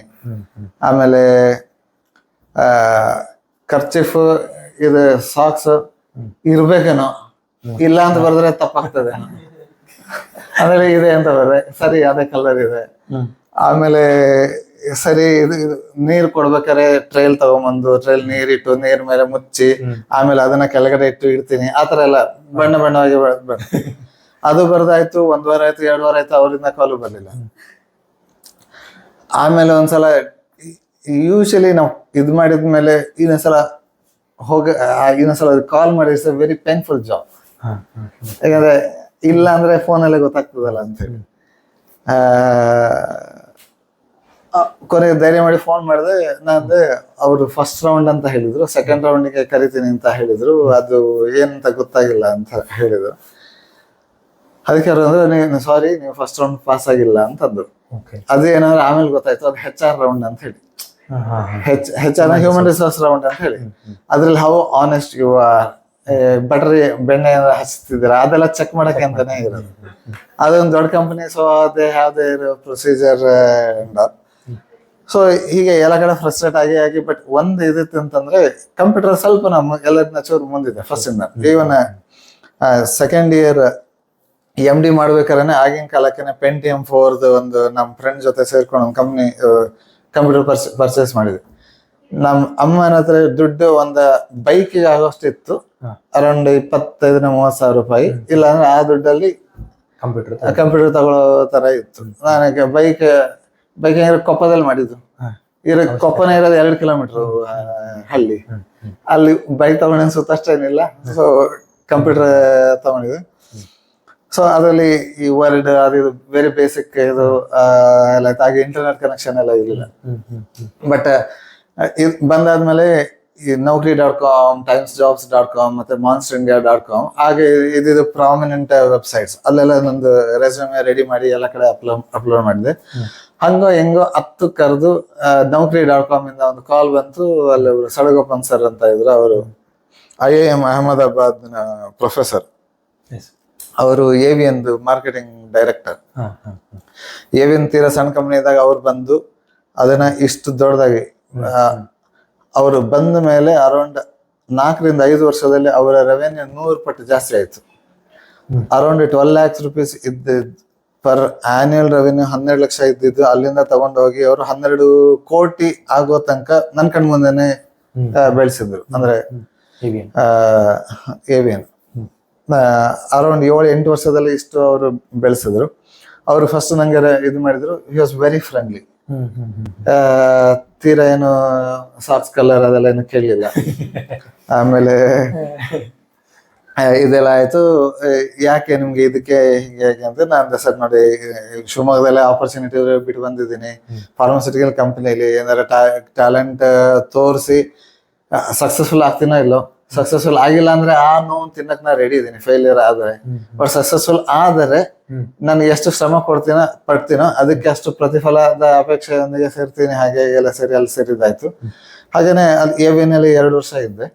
2 ವರ್ಷ ಇರ್ಬೇಕಾದ್ರೆ 1 ವರ್ಷ ಹಾಗೆ ಹೀಗೆ ಕಳೀತು. 2ನೇ ವರ್ಷ ಆಗ 27.5 ವರ್ಷ, ರಫ್ಲಿ 27-28 ವರ್ಷ. ಆಗ ಹುಡುಗಿನೆಲ್ಲ ನೋಡಕ್ಕೆ ಅಂತ ಶುರು ಮಾಡಿದೆ. ಅವಾಗ ಏನಾಯ್ತು ಅಂದ್ರೆ, ಈಗ ಮದುವೆ ಆದವ್ರನ್ನ, ಈಗ ನಮ್ಮ ಹೆಂಡತಿ ಆಗಿರೋನ್ನ ನೋಡಕ್ಕೆ ಅಂತ ಹೇಳಿ ಹೋಗಿದ್ದು, ಅರೇಂಜ್ ಮ್ಯಾರೇಜ್. ನೋಡ್ಕೊಂಡ್ ಬಂದಾದ್ಮೇಲೆ ಅನ್ನಿಸ್ತು, ಈಗ ಅಕಸ್ಮಾತ್ ನಾ ಇದ್ದಿದ್ದು ಮಧುರೈ, ಅದ್ ಬೆಂಗಳೂರಲ್ಲ, AVN ಇರೋದು ಮಧುರೈ, ತಮಿಳ್ನಾಡು ಮಧ್ಯ ಅಲ್ಲಿಂದ ಹಿಡ್ಕೊಂಡು ಒಂದು ಕೈವಾರ ಹೇಳಿದ್ರೆ ಇಡೀ ತಮಿಳ್ನಾಡು ಕವರ್ ಆಗ್ತದೆ, ಅಷ್ಟು ಮಧ್ಯ ಇದೆ. ಬಟ್ ತುಂಬಾ ಒಳ್ಳೆ ಜನ, AVN ಇರೋ ಕಂಪ್ನಿಯವರು ಒಳ್ಳೆಯವರು. ಮಧುರೈ ಸಾಂಸ್ಕೃತಿಕ ಇದು ಮೀನಾಕ್ಷಿ ದೇವ್ರ ದಯೆ, ಸಿಕ್ಕವರೆಲ್ಲರೂ ಒಳ್ಳೆಯವರೇ. ಕನ್ನಡದವನಂತ ಆತರ ಏನ್ ಟಿವಿ ಅದೆಲ್ಲ ತೋರಿಸ್ತಾರೆ, ರಾಜಕೀಯವಾಗಿ ಏನ್ ತೋರಿಸ್ತಾರೆ ಎಲ್ಲದೂ ಸುಳ್ಳು. ಅಲ್ಲಿ ಇದ್ದವರೆಲ್ಲ ಅವ್ರ ಫ್ರೆಂಡ್ಸ್ ನನ್ನ ಮನೆಗೆಲ್ಲ ಕರೆಯೋರು, ಎಲ್ಲರೂ ಸಪೋರ್ಟಿವ್ ಆಗಿ ಮಾಡಿದ್ರು. ಪಾಲಿಟಿಕ್ಸ್ ಎಲ್ಲ ಏನೂ ಇರ್ಲಿಲ್ಲ. ಅವಾಗ ಏನಿಸ್ತಂದ್ರೆ, ಈಗ ಸಡನ್ ಆಗಿ ಹೊಸೊಬ್ರು ಬರ್ತಾರೆ ಲೈಫಿಗೆ. ಇದ್ರ ತನಕ ಹುಡುಗಾಟಿಕೆ ಅದೆಲ್ಲ ಇತ್ತು, ಹೊಸೊಬ್ರು ಬರ್ತಾರೆ. ಅವ್ರನ್ನ ನಾವು ಟೇಕ್ ಕೇರ್ ಮಾಡ್ಬೇಕು. ಅಕಸ್ಮಾತ್ ಇಲ್ಲಿಂದ ಬಿಟ್ಟು ಹೋಗೋದು ಅಂತ ಆದರೆ ಏನ್ ಟ್ಯಾಲೆಂಟ್ ಇದೆ, ಈಗಲಾನ ಮತ್ತಿದೆ ಅದೇ ತರ ಸೈಕಲ್ ಹೊಡ್ಬೇಕು. ಎಲ್ಲರಿಗೂ ಹೋಗಿ ಖರ್ಚಿಪ್ಸ್ ಕಲರ್ದೆಲ್ಲ ಹೇಳ್ತಾ ಕೊಡ್ಬೇಕಾಗ್ತದೆ. ಸೊ ನಂದೇ ಟ್ಯಾಲೆಂಟ್ ಅಂತ ಏನಿದೆ, ಈಗ ಹೊರಗಡೆ ಬಂದ್ರೆ ಎಟ್ಲೀಸ್ಟ್ ಮಾಡಿದೀನಿ ಅಂತ ತೋರ್ಸಕ್ ಏನಿದೆ. ಏನೋ ಒಂದು ಇಂಟ್ರ್ಯೂ ನಾ ಕಷ್ಟಪಟ್ಟು ಮಾಡಿದ್ದೆ ಒಂದು ಅಚೀವ್ಮೆಂಟ್ ಅಂತ ನನ್ನ ತಲೆಯಲ್ಲಿ. ಬಟ್ ಅದನ್ನು ಬೇರೆಯವ್ರಿಗೆ ಕನ್ವಿನ್ಸ್ ಮಾಡೋದೇ ಕಷ್ಟ. ಸೊ ಹಾಗಾಗಿ ನಂದೇಂದ್ರೆ ಏನು ಆತರ ಎಲ್ಲ ಸುಮಾರು ಯೋಚನೆಗಳೆಲ್ಲ ಬರ್ತಿತ್ತು. ಆಗ ಅಲ್ಲೇ ಅದು ಮದುವೆ ಅಂತ ಹೇಳಿ ಫಿಕ್ಸ್ ಆಯ್ತು. ಆಮೇಲೆ ಎಂಗೇಜ್ಮೆಂಟ್ ಡೇಟ್ ಅದು ಇದೆಲ್ಲ ಇದಾಯ್ತು. ಆ ಟೈಮಲ್ಲಿ ಐ ವಾಸ್ ವೆರಿ ಡೆಸ್ಪರೇಟ್. ಏನಾರ ಒಂದು ನಂದೊಂದು ಇರಬೇಕು, ಹಾಗೆ ಹೀಗೆ ಎಲ್ಲ ನೋಡ್ತಿದ್ದೆ. ಸೈಡ್ ಆಗ ಗೂಗಲ್ ಅದೆಲ್ಲ technology, internet was penetrating deeper and deeper. ಎಲ್ಲಿ AVN ಅಲ್ಲಿ ನಮ್ಗೆ ಒಂದು ಲ್ಯಾಪ್ಟಾಪ್ ಎಲ್ಲ ಕೊಟ್ಟಿದ್ರು, ಇಂಟರ್ನೆಟ್ ಕನೆಕ್ಷನ್ ಎಲ್ಲ ಇತ್ತು. ಈಗ ಯಾವ್ದೊಂದು ಪ್ರಾಡಕ್ಟಿನ ಮಾರ್ಕೆಟಿಂಗ್ ಮೆಟೀರಿಯಲ್ ಬರಿಬೇಕಾದ್ರೆ ನಾವು ಗೂಗಲ್ ಅಲ್ಲಿ ಹೋಗಿ ಹುಡುಕಿ ಅದೆಲ್ಲ ಇದ್ ಮಾಡೋದು, ಅದೆಲ್ಲ ಮಾಡ್ತಿದ್ವಿ. ಕಂಪ್ಯೂಟರ್ ಬಗ್ಗೆ ನಾಲೆಜ್ ಇದರಿಂದ ಭಾರಿ ಹೆಲ್ಪ್ ಆಯ್ತು. ಮತ್ತೆ ಈವನ್ ಇಂಟರ್ನಲ್ ಎಂಪ್ಲಾಯೀಸ್ ಜೊತೆಗೆ ಮಾತಾಡ್ಬೇಕಾದ್ರೂ ಕೂಡ ನಾ ಟೆಕ್ನಾಲಜಿ ಹೊಸ ಟಿಪ್ಸ್ ಅದೆಲ್ಲ ಬೇರೆಯವರಿಗೆಲ್ಲ ಶೇರ್ ಮಾಡ್ತಿದ್ದೆ. ಅದ್ ನಮ್ಮ ಎಲ್ಲ ಮ್ಯಾನೇಜರ್ಸ್ಗೂ ಹೋಗೋದು, ನಮ್ಮ MD ಮ್ಯಾನೇಜಿಂಗ್ ಡೈರೆಕ್ಟರ್ ಅವ್ರಿಗೂ ಎಲ್ಲ ಹೋಗೋದು. ಆ ತರ ಎಲ್ಲ ಇತ್ತು. ಆ ಟೈಮಲ್ಲಿ AVN ಅವ್ರದ್ದೊಂದು ಫಾರ್ಮಸ್ಯೂಟಿಕಲ್ ಕಂಪನಿ ಇದೆ, ಅಲ್ಲೇ ಒಂದು ಹಾಸ್ಪಿಟಲ್ ಇತ್ತು. ಅದನ್ನ ಅವ್ರ ಹಾಸ್ಪಿಟಲ್ನ ಎಕ್ಸ್ಪ್ಯಾಂಡ್ ಮಾಡ್ತಿದ್ರು, ಪ್ಲಸ್ ಫಾರ್ಮಸ್ಯೂಟಿಕಲ್ ಕಂಪನಿನ ಎಕ್ಸ್ಪ್ಯಾಂಡ್ ಮಾಡ್ತಿದ್ರು, because they were growing very rapidly. ಆ ಮಧುರೈಯಲ್ಲಿ ಇಂಟರ್ನ್ಯಾಷನಲ್ ಕೆಲವರಲ್ಲಿ ಬರ್ತಾರೆ ಫಾರಿನರ್ಸ್, ಅವರು ಇವರೆಲ್ಲ. ಬಟ್ ಒಂಥರ ಮೂವಿಂಗ್ ಟೈಪ್ ಸಿಟಿ ಅದು. ಅಂದ್ರೆ ಅಲ್ಲಿ ನೋಡಕ್ ಟೆಂಪಲ್ ಬಿಟ್ಟು ಆ ಕಡೆ ನೇಚರ್ ಎಲ್ಲ ನೋಡಕ್ಕೆಲ್ಲ ಇಲ್ಲ. ಮತ್ತೆ temperature is always on higher side. ಹಾಗೆ ಅಲ್ಲಿ ಉಳಿತಿರ್ಲಿಲ್ಲ. ಬಟ್ ಇವ್ರಿಗೆ ಏನಿಸ್ತು ಅಂತಂದ್ರೆ ಫಾರಿನರ್ಸ್ ಹೇಗಿರೋ ಬರ್ತಾರಲ್ಲ, ಅಟ್ಲೀಸ್ಟ್ ಒಂದು ಆಯುರ್ವೇದದ ಕಡೆಯಿಂದಾರು ಅಲ್ಲಿ ಜಾಸ್ತಿ ಸಮಯ ಇದ್ರೆ ಮದುರೆಗೂ ಒಂದು ಹೆಸರು ಬಂದಾಗ ಆಯುರ್ವೇದದ್ದು, ಮತ್ತೆ ಇವ್ರಿಗೂ ಒಂದು ಲಾಭ ಇದ್ದಾಗೆ ಆತರ ಯೋಚನೆ ಮಾಡಿ ಅವರು ಫಾರಿನರ್ಸ್ ಅಟ್ರಾಕ್ಟ್ ಮಾಡ್ಬೇಕಂತ ಇದು. ಅವ್ರ MD ರಮೇಶ್ ವಾರಿಯರ್ ಅಂತ ಹೇಳಿ, ಅವ್ರು ಹೇಗೆ ಅಂತಂದ್ರೆ ಯಾವ್ದಾರ ಒಂದು ಗೊತ್ತಿಲ್ಲ ಅಂತಂದ್ರೆ ಓದಿ ಅದ್ರ ಬಗ್ಗೆ ತಿಳ್ಕೊಂಡು ಅದನ್ನ ಇಂಪ್ಲಿಮೆಂಟ್ ಮಾಡೋದು ಅಷ್ಟೇ, ಸಿಂಪಲ್. ಗೊತ್ತಿಲ್ಲ ಅದ್ರ ಬಗ್ಗೆ ಓದಿ ಅದ್ರ ಬಗ್ಗೆ ಕಲ್ತು ಅದನ್ನ ಇಂಪ್ಲಿಮೆಂಟ್ ಮಾಡಿ, ಆ ತರದ ಮೆಂಟಾಲಿಟಿ ಅವ್ರು ಒಂದ್ಸಲ ಚೆನ್ನೈಗೆ ಹೋಗಿ ವಾಪಸ್ ಬರ್ಬೇಕಾದ್ರೆ 2 ಪುಸ್ತಕ ತಗೊಂಬಂದಿದ್ರು. ಒಂದು ಬ್ಲಾಗಿಂಗ್ ಬಗ್ಗೆ, ಇನ್ನೊಂದು ಮೆಡಿಕಲ್ ಟೂರಿಸಂ ಬಗ್ಗೆ. ಸೊ ಮೆಡಿಕಲ್ ಟೂರಿಸಂ ಅಂದ್ರೆ ಮೆಡಿಕಲ್ ಹಾಸ್ಪಿಟಲ್ ಬಿಸಿನೆಸ್ ಇಂದ ಟೂರಿಸಂ ನ ಹೇಗೆ ಪ್ರಮೋಟ್ ಮಾಡೋದು, ಅದರಿಂದ ಹೇಗೆ ಫಾರಿನರ್ಸ್ ಅಟ್ರಾಕ್ಟ್ ಮಾಡೋದು ಅಂತ ಹೇಳಿ. ಇನ್ನೊಂದು ಬ್ಲಾಗಿಂಗ್ ಬಗ್ಗೆ ಬುಕ್, ಅದರಲ್ಲಿ ಆಗಿನ ಕಾಲದಲ್ಲಿ 20 ವರ್ಲ್ಡಿನ ರೆನೌಂಡ್ ಬ್ಲಾಗರ್ಸ್, ಅದು ಇಂಟರ್ನ್ಯಾಷನಲ್ ಬುಕ್, ಅದು ಸ್ವಲ್ಪ ದಪ್ಪ ಎಲ್ಲ ಇತ್ತು. ಇಂಟರ್ನ್ಯಾಷನಲ್ ಬ್ಲಾಗರ್ಸ್ ಅವರವರ ಎಕ್ಸ್ಪೀರಿಯನ್ಸ್ ಶೇರ್ ಮಾಡಿದ ಇಂಟರ್ವ್ಯೂನ ಕಲೆಕ್ಷನ್ ಅದು. ಅವೆರಡು ತಗೊಂಬಂದು ಇದು 2 ಓದುವ, ನೀವೊಂದು ಬುಕ್ ಓದು, ನಾ ಇನ್ನೊಂದು ಬುಕ್ ಓದ್ತೀನಿ, ಆಮೇಲೆ ಎಕ್ಸ್ಟೆಂಡ್ ಮಾಡುವ, ಆಮೇಲೆ ಅದರಿಂದ ಏನ್ ಬರುತ್ತೋ ನಾವು ಇಂಪ್ಲಿಮೆಂಟ್ ಮಾಡ್ತಾ ಹೋಗುವ. He was that type of a character. So ಅದು ಬೈ ಚಾನ್ಸ್ ನಾ ಬ್ಲಾಗಿಂಗ್ ಬುಕ್ ತಗೊಂಡೆ. ನಾ ಆಕ್ಚುಲಿ ಮೆಡಿಕಲ್ ಟೂರಿಸಂ ಅಂತಿತ್ತು, but somehow I took the blogging book. ಅದ್ರಲ್ಲಿ ಎಲ್ಲರೂ ಅದು ಓದ್ತಾ ಹೋದೆ. ಒಂದಂದ್ರೆ ಓದೋ ಹುಚ್ಚು ಜಾಸ್ತಿ ಇತ್ತು, ಅಂದ್ರೆ ಓದ್ಬೇಕು, ತಿಳ್ಕೊಬೇಕು, ನಾಲೆಜ್ ಇಸ್ ಪವರ್ ಆ ತರ. ಯಾಕಂದ್ರೆ ನಮ್ಮಮ್ಮ ಟೀಚರ್ ಆಗಿರೋದ್ರಿಂದ ನ್ಯಾಚುರಲಿ ಬಂದಿತ್ತೇನೋ. ಸರಿ ಓದಿ ಇದೆಲ್ಲ ಆಯ್ತು. ಆ ಬ್ಲಾಗಿಂಗ್ ಎಲ್ಲ ಓದೆ. ಅದ್ರ ಮೇಲೆ ವರ್ಡ್ ಪ್ರೆಸ್ ಅಂತ ಇತ್ತು. ಓಕೆ, ವರ್ಡ್ ಪ್ರೆಸ್, ಅದರಿಂದ ವರ್ಡ್ ಪ್ರೆಸ್ ಇಂದ ಫ್ರೀ ವೆಬ್ಸೈಟ್ ಮಾಡ್ಬೋದು, ಯಾಕಂದ್ರೆ ದುಡ್ಡು ಕಡಿಮೆನೆ ಇದ್ದಿದ್ದು. ಅದರಿಂದ ಒಂದು ಫ್ರೀ ವೆಬ್ಸೈಟ್ ಮಾಡೋದು, ಯೂಟ್ಯೂಬ್ ಎಲ್ಲ ಹುಡುಕ್ರೆ ಹಂಗೆ ಹಂಗ್ ಮಾಡೋದು, ಹಿಂಗ್ ಮಾಡೋದು, ಎಕ್ಸಾಕ್ಟ್ಲಿ ಫಾಲೋ ಸ್ಟೆಪ್ ಮಾಡೋದು. ಮತ್ತೇನಾರ ಅದಕ್ಕೆ ಅಡೆತಡೆ ಬಂತು, ಮತ್ತೆ ಹೋಗಿ ಯೂಟ್ಯೂಬ್ ಅಲ್ಲಿ ಹುಡುಕೋದು, ಎಕ್ಸಾಕ್ಟ್ ಪ್ರಾಬ್ಲಮ್ ಅದು ಇದೆಲ್ಲ. ಹಂಗೆ ಮಾಡಿ ಒಂದು ಬೇಸಿಕ್ ವೆಬ್ಸೈಟ್ ಮಾಡಿ, ಅದು easyayurveda.wordpress.com ಅಂತ ಹೇಳಿ ಫಸ್ಟ್ ಮಾಡಿದ್ದು. ಎಕ್ಸಾಕ್ಟ್ಲಿ ಯಾವ ಇಯರ್ ಸರ್ ನೀವು ಮಾಡಿದ್ದು? ಯಾವ ಇಯರ್ ಸರ್? 2009 ಮಾಡಾಯ್ತು. ಅದಾದ್ಮೇಲೆ ಗೊತ್ತಾಯ್ತು ಅದಕ್ಕೆ ಒಂದು ಡೊಮೇನ್ ನೇಮ್ ಅಂತ ಹೇಳಿ ₹750 ವರ್ಷಕ್ಕೆ ಖರ್ಚು ಮಾಡಿದ್ರೆ ಅದಕ್ಕೊಂದು ಡೊಮೇನ್ ನೇಮ್ ಫಿಕ್ಸ್ ಮಾಡ್ಬೋದು. ಆಗ easyayurveda.wordpress.com ಅಂದ್ರೆ ಯಾರು ಅಷ್ಟು ಜ್ಞಾಪಕ ಇಟ್ಕೊಳ್ಳಲ್ಲ, easyayurveda.com ಅಂದ್ರೆ ಜ್ಞಾಪಕ ಇಟ್ಕೊಂತಾರೆ. ಹಾಗಾಗಿ ಅದನ್ನ ಡೊಮೇನ್ ನೇಮ್ ಪರ್ಚೇಸ್ ಮಾಡಿದಾಯ್ತು. ಅಲ್ಲಿ ಒಂದು ಹಂತ ಬಂತು. ಬಟ್ ಅದ್ರ ಏನ್ ಮಾಡೋದಂತ ಗೊತ್ತಿರ್ಲಿಲ್ಲ, ಅದರಿಂದ ಹಣ ಹೇಗ್ ಬರುತ್ತೆ ಅಂತ ಗೊತ್ತಿರಲಿಲ್ಲ. ಯಾವುದೇ ಹೊಸ ಟೆಕ್ನಾಲಜಿ ಬಂದಾಗ ಅದ್ರದ್ದು ಈ ಮ್ಯಾಥ್ಸ್ ಎಲ್ಲೂ ಅಷ್ಟೇ, ಈ ಥಿಯರಮ್ಸ್ ಅದು ಇದೆಲ್ಲ ಬರ್ತದಲ್ಲ, ಫಸ್ಟ್ ಅದರಿಂದ ಏನ್ ಮಾಡೋದು ಗೊತ್ತಿಲ್ಲ, ಅದು ಅಪ್ಲಿಕೇಶನ್ ಆಮೇಲೆ ಬರ್ತದೆ. ಫಸ್ಟ್ ಸೈನ್ಸ್ ಬರುತ್ತೆ, ಆಮೇಲೆ ಕಾಮರ್ಸ್ ಬರೋದು. ಸೊ ಇದಾಯ್ತು.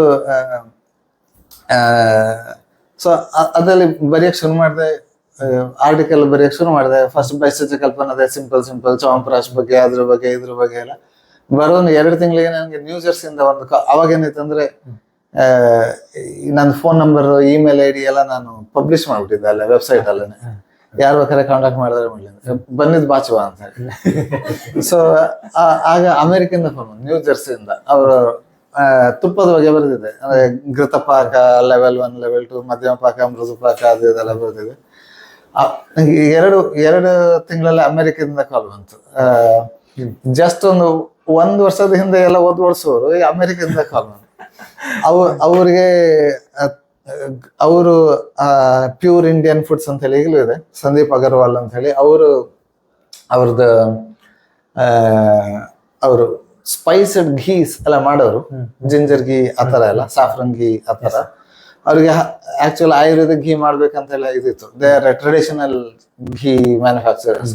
ನ್ಯೂ ಜೆರ್ಸಿಯಿಂದ ಜರ್ಸಿ ಕವ್ ಅಂತ ಹೇಳ್ತೀವಲ್ಲ, ಸೊ ಅಲ್ಲೆಲ್ಲ ಹಾಲೆಲ್ಲ ಒಳ್ಳೆ ಕ್ವಾಲಿಟಿ ಎಲ್ಲ ಸಿಗುತ್ತೆ ಹಾಗೆಲ್ಲ. ಸೊ ಅದನ್ನ ಮಾಡಿದ್ವಿ. ಸೊ ಅವ್ರಿಗೆ ಅದ್ ಮಾಡ್ಬೇಕಿತ್ತು. ಸಡನ್ ಆಗಿ ಅವರು ನಂಗೆ ಪಾರ್ಟ್ ಟೈಮ್ ಕನ್ಸಲ್ಟೆಂಟ್ ಹೈರ್ ಮಾಡಿದ್ರು.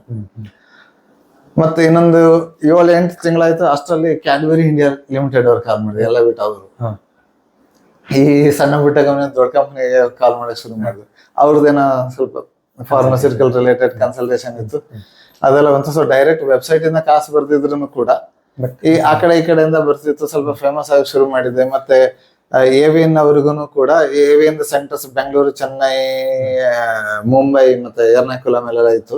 ಅಲ್ಲಿ ಎಲ್ಲರಿಗೂ ನಾನು ಈ ವೆಬ್ಸೈಟ್ ಥ್ರೂನೇ ರೆಫರ್ ಮಾಡಕ್ ಶುರು ಮಾಡಿದೆ, ಪೇಷಂಟ್ಸ್ ಅವರು ಇವರೆಲ್ಲ. ಸೊ ಅಷ್ಟರಲ್ಲಿ ಸೊ ಅವಾಗ ಚೂರ್ ಕಾನ್ಫಿಡೆನ್ಸ್ ಬರಕ್ ಶುರು ಆಯ್ತು. ಅಟ್ಲೀಸ್ಟ್ ನಾ ಇಲ್ಲಿಂದ ಹೋದ್ರೆ ಆಗ ಬರೀ ಬರ್ತಿದ್ದು ಒಂದು 100-200 ಜನ ಅಷ್ಟೇ ವೆಬ್ಸೈಟಿಗೆ. ಬಟ್ ಅಂದ್ರೂ some extra revenue is good to have. So ಸ್ವಲ್ಪ ಧೈರ್ಯ ಬರಕ್ ಶುರು ಆಯ್ತು, ಒಂದು 1000ದಿಂದ ಏನೋ ಒಂದು ಆಗ್ತಾ ಇದೆ ಅಂತ ಹೇಳಿ. ಅದಾದ್ಮೇಲೆ ಸೊ ಅಲ್ಲಿ 2 ವರ್ಷ ಇದ್ದೆ AVN ಅಲ್ಲಿ. ಅಷ್ಟರಲ್ಲಿ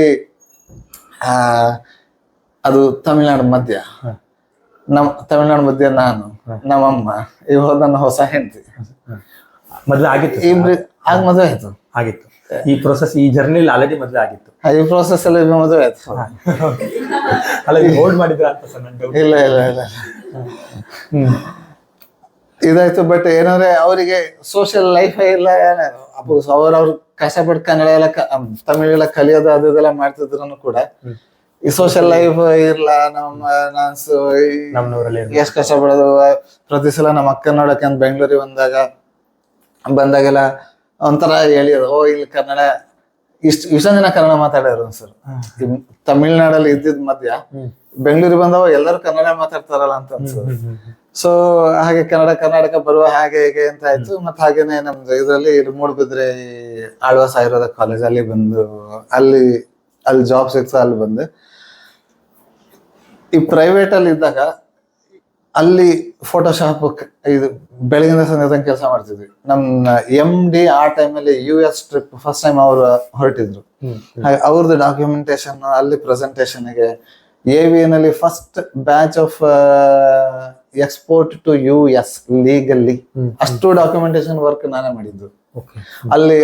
ಅದು ಮಾಡ್ತಾ ಈಗ ನಮ್ದು easyarada.com ಸೈಡ್ ಬೆಳೆಸ AVN ಒಂದು ಸ್ಕೈಪ್ ಚಾಟ್ ಬಟನ್ ಹೇಗೆ ಮಾಡೋದಂತ ಮಾಡಿ ಅದು ಹಾಕಿ ಅಲ್ಲಿ ಬಂದಾಗ ಆಗ ಫಾರಿನರ್ಸ್ ಹತ್ರ ಹೇಗೆ ಮಾತಾಡೋದು, ಯಾವ ಲ್ಯಾಂಗ್ವೇಜ್ ಮಾತಾಡೋದು ಅದೆಲ್ಲ ಗೊತ್ತಿರಲ್ಲ. ಒಂದ್ಸಲ ಏನಾಯ್ತಂದ್ರೆ ಇವ್ರಿಗೆ ಹಿಡಿದೆ, ಏನು ಕ್ಯಾಲಿಫೋರ್ನಿಯಾದಲ್ಲಿ ಒಂದು ಆತ್ರೇಯ ಹರ್ಬ್ಸ್ ಅಂತ ಇದೆ, ಅಲ್ಲಿ ಜಯಗೋಪಾಲ್ ಪಾರ್ಲಾ ಅಂತ ಅವ್ರು ಉಡುಪಿ ಅವರ, ಈಗ ಅಲ್ಲಿ ಸೆಟ್ಲ್ ಆಗಿದ್ದಾರೆ. ಅಂದ್ರೆ ಅವ್ರು ಉಡುಪಿಲಿ ಕಲ್ತಿದ್ದು, ಆಂಧ್ರ ಪ್ರದೇಶ ಅವರು, SDM ಅಲ್ಲಿ ಕಲ್ತಿದ್ದವರು. ಅವರ ಮಾರ್ಕೆಟಿಂಗ್ ಪ್ರಾಡಕ್ಟ್ ಪರ್ಸನ್ ಅವರು ಫ್ರೆಂಚ್ ಸೆಟಲ್ಡ್ ಇನ್ US. ಅವರಿಗೆ ಈ ಕಾಂಚನ ಗೂಗಲ್, ತ್ರಿಫ್ಲಾ ಗೂಗಲ್ 3-4 ಪ್ರಾಡಕ್ಟ್ಸ್ ಎಲ್ಲ ಬೇಕಿತ್ತು. ಅದೆಲ್ಲ ಒಪ್ಕೊಂಡಿದ್ದೀನಿ. ಇಷ್ಟಿದೆ ಅಂತ ನಾನು ಚೆಕ್ ಮಾಡಿದ್ದೆ, ಸ್ಟಾಕ್ ಅಲ್ಲೆಲ್ಲ ಎಲ್ಲ ಇದೆ ಅಂತ ಆಯ್ತು. ಸಡನ್ ಆಗಿ ಕಳಿಸ್ಬೇಕು ಅನ್ಬೇಕಾದ್ರೆ ಒಂದು ಕಾಂಚನ ಗೂಗಲ್ ಒಂದು ಬ್ಯಾಚ್ ಇಲ್ಲ ಅಂತ ಬಂತು. ಕೊನೆಗೆ ಈಗ ಅವ್ರಿಗೆ ಹೇಳ್ಬೇಕಾದ್ರೆ ಹೇಗೆ ಫಾರಿನರ್ಸ್ ಏನ್ ಅನ್ಕೊಂತಾರೇನೋ, ಕೊನೆಗೆ 10 ಕರೆದು ಒಂದು ಎಕ್ಸ್ಪೋರ್ಟ್ ಮಾಡುವಂತ ಹೊರಟಿನಿ, ಅದು ಹಾಳಾಗ್ಬಿಟ್ರೆ ಹೇಗೆ ಅಂತಿದ್ದಾಗ ಕೊನೆಗೆ ಆನೆಸ್ಟಿ ಇಸ್ ಬೆಸ್ಟ್ ಪಾಲಿಸಿ ಅಂತ ಹೇಳಿ ನೀವು ನಿಜನ ಹೇಳ್ಬಿಟ್ರೆ ಅವ್ರು ಒಪ್ಕೊಂತಾರೆ. ಈಗ ಹೇಗೆ ಅಂದ್ರೆ ಫಾರಿನರ್ಸ್ 5 ಗಂಟೆ ಅಂತಂದ್ರೆ ಲೇಟ್ ಆಯ್ತು ಅಂತಂದ್ರೆ ಅಕಸ್ಮಾತ್ ಈಗ 4:15 ಅಷ್ಟೊತ್ತಿಗೆ ಹೇಳಿ ಒಂದು ಅರ್ಧ ಗಂಟೆ ಲೇಟ್ ಆಗುತ್ತಂದ್ರೆ ಓಕೆ. 5 ಗಂಟೆಯಿಂದ ನೀವು 5:30 ಬಂದ್ರೆ ಅವಾಗ ಪ್ರಾಬ್ಲಮ್ ಅಷ್ಟೇ. ಸೊ ನಿಮ್ಮ ಮಾತು ಕೃತಿಗೆ ಮ್ಯಾಚ್ ಇದ್ರೆ ಫಾರಿನರ್ ಜೊತೆ ಮಾತಾಡೋದು ಈಸಿ. ಅದೆಲ್ಲ ಈ ಸಣ್ಣ ಪುಟ್ಟ ಎಕ್ಸ್ಪೀರಿಯನ್ಸಸ್ ಎಲ್ಲ ಗೊತ್ತಾಗ ಶುರು ಆಯ್ತು. ಹಾಗೆ ಲ್ಯಾಂಗ್ವೇಜ್ ಅದನ್ನೆಲ್ಲ ಸ್ವಲ್ಪ ರಿಫೈನ್ ಮಾಡಿ ಬರೆಯೋದು, ಬ್ಲಾಗ್ ಬರಿಬೇಕಾದ್ರೆ ಇನ್ನು ಸಿಂಪ್ಲಿಫೈ ಮಾಡಿ ಬರೆಯೋದು, ಅದೆಲ್ಲ ಕಲಿತಾ ಇದ್ದೆ. ಅದಾದ್ಮೇಲೆ ಸೊ ಅಲ್ಲಿ ಕೋರೆಲ್ಡ್ರಾ ಕಲಿತೆ. ಆಮೇಲೆ ಹಾಗೆ ವೆಬ್ಸೈಟ್ C+ ಲ್ಯಾಂಗ್ವೇಜ್ ಅದು ಇದೆಲ್ಲ ಬೇಸಿಕ್ ಎಲ್ಲ ಕಲ್ತಿದ್ದಾಯ್ತು. ಈ ಕಾಲೇಜಿಗೆ ಬಂದಾಗ ಕಾಲೇಜಲ್ಲಿ ಏನೋ ಸ್ವಲ್ಪ ಜಾಸ್ತಿ ಫ್ರೀ ಟೈಮ್ ಸಿಗುತ್ತೆ, ಹಾಗೆ ಜಾಸ್ತಿ ಬರೆಯಕ್ಕೆ ಶುರು ಮಾಡಿದೆ. ಸೊ ಕಾಲೇಜ್ ಜಾಯ್ನ್ ಆದ್ರಿ ಸರ್? ಆಮೇಲೆ ಆಳ್ವಾಸ್ ಕಾಲೇಜಿಗೆ ಜಾಯ್ನ್ ಆದ್ರೆ, AVN ಬಿಟ್ಟು ಬಂದ್ಮೇಲೆ ಇಲ್ಲಿ ಜಾಯ್ನ್ ಆಗಿದ್ದು? ಹೌದು. ಅಲ್ಲಿ ಜಾಯ್ನ್ ಆಗಿ ಆದ್ಮೇಲೆ ಅಲ್ಲಿ 5 ವರ್ಷ ಇದ್ದೆ. ಅಲ್ಲಿ ಆಳ್ವಾಸಲ್ಲಿ ಹೇಗಂದ್ರೆ ಆಳ್ವಾ ಫಾರ್ಮಸಿ ಕೆಲವು ರೆಸ್ಪಾನ್ಸಿಬಿಲಿಟಿ ಸಿಕ್ಕಿದೆ, ಯಾಕಂದ್ರೆ ಫಾರ್ಮಸಿಗಳು ಕಂಪ್ನಿ ಬಂದಿದ್ದರಿಂದ. ಬಟ್ ಅಲ್ಲಿ ಜಾಸ್ತಿ ಟೈಮ್ ಸಿಕ್ತಿತ್ತು, ಜಾಸ್ತಿ ಆರ್ಟಿಕಲ್ಸ್ ಬರೆಯೋದು ಅದು ಇದೆಲ್ಲ ಆಯ್ತು. ಕೊನೆಗೆ 2011 ಆ ಟೈಮಲ್ಲಿ ಈ ಗೂಗಲ್ ಆಡ್ಸೆನ್ಸ್ ಪ್ರೋಗ್ರಾಮ್ ಅಂತ ಇದೆ. ಆಡ್ಸೆನ್ಸ್ ಪ್ರೋಗ್ರಾಮ್ ಅಂತಂದ್ರೆ ಅವರು ಗೂಗಲ್ ಅಲ್ಲಿ ಅಡ್ವರ್ಟೈಸಿಂಗ್ ಕೋಡ್ ಕೊಡ್ತಾರೆ, ಅದನ್ನ ವೆಬ್ಸೈಟಿಗೆ ಇನ್ಸರ್ಟ್ ಮಾಡಿದ್ರೆ ಈಗ ನಮ್ಮ ಆರ್ಟಿಕಲ್ ಮಧ್ಯೆ ಅಲ್ಲಿ ಅಡ್ವರ್ಟೈಸ್ ಬರಕ್ಕೆಲ್ಲ ಶುರು ಆಗುತ್ತೆ. ಯಾರ ಕ್ಲಿಕ್ ಮಾಡಿದ್ರೆ ಈಗ ಹೊಸ ಮೂವಿ ರಿಲೀಸ್ ಆಗ್ತಿದ್ರೆ ಆ ಮೂವಿದು ಅಡ್ವರ್ಟೈಸ್ಮೆಂಟ್ ನಾವು ಕೊಟ್ಟ ವಿಂಡೋದಲ್ಲಿ ಬರಕ್ ಶುರು ಆಗುತ್ತೆ. ಅದಕ್ಕೆ ಕ್ಲಿಕ್ ಮಾಡಿದ್ರೆ ಅವ್ರಿಗೆ ಅದು ಮೂವಿದ ಟ್ರೈಲರ್ ಅದು ಇದನ್ನ ರನ್ ಆಗುತ್ತೆ. ಅಥವಾ ಇದು ಹಿಮಾಲಯದ ಪ್ರಾಡಕ್ಟ್ ಅನ್ನು ಸೆಲ್ ಮಾಡ್ತಿದ್ರೆ ಆ ತರ ಕ್ಲಿಕ್ ಮಾಡಿದ್ರೆ ಅವ್ರು ಹಿಮಾಲಯ ವೆಬ್ಸೈಟ್ ಹೋಗ್ತಾರೆ, ಅಲ್ಲಿ ಪರ್ಚೇಸ್ ಆಗ್ಬೋದು. ಆ ಪರ್ ಕ್ಲಿಕ್ ನಮಗೆ 2, 3, 5 ರೂಪಾಯಿ 10 ರೂಪಾಯಿ ಸಿಗ್ತಾ ಹೋಗುತ್ತೆ. ಈಗ ಆ ಟೈಮಲ್ಲಿ ನನಗೆ ಅರೌಂಡ್ ದಿನಕ್ಕೆ ಅರೌಂಡ್ 2,500-3,000 ಜನ ವಿಸಿಟರ್ಸ್ ಇದ್ರು ವೆಬ್ಸೈಟ್ಗೆ. ಎಷ್ಟು ಜನ ಸರ್? 2,500-3,000 ಜನ ದಿನಕ್ಕೆ ಇದ್ರು ಆ ಟೈಮಲ್ಲಿ. ಸೊ ಅದೇನಿದೆ, ಈಗ ಸಣ್ಣ ಕ್ಲಿಕ್ ಮಾಡಕ್ ಶುರು ಮಾಡಿದ್ರೆ ರೆವೆನ್ಯೂ ಬರಕ್ ಶುರು ಆಯ್ತು ನಿಧಾನಕ್ಕೆ. ಇದು ಶುರು ಮಾಡಿದ್ದು 2009. ಈ ಸ್ಟೇಜಿಗೆ ಬಂದು ನಿಂತಿದ್ದು ಯಾವ ಇಯರ್? 2011 ಟೈಮಲ್ಲಿ. So 3 years. ಅವಾಗಾಯ್ತು. ಸೊ ಅವಾಗ ಸಣ್ಣಗೆ ಸಣ್ಣ ಬೇರೆ ಎಕ್ಸ್ಟರ್ನಲ್ ಕಂಪನಿಗಳಿಗೆ ಸಣ್ಣ ಪುಟ್ಟ ಹೆಲ್ಪ್ ಮಾಡೋದು, ಸೈಡ್ ಜಾಬ್ಸ್, ಕಾಂಟ್ರಾಕ್ಟ್ ಜಾಬ್ಸ್ ಅದೆಲ್ಲದು ಸಿಗ್ತಿತ್ತು ಸೈಡ್ಗೆ. ಕಾಲೇಜ್ ಇತ್ತು, ಪ್ಲಸ್ ಇದ್ರ ಜೊತೆ ಆಡ್ಸೆನ್ಸ್ ರೆವೆನ್ಯೂ ಬರಕ್ ಶುರು ಆಯ್ತು.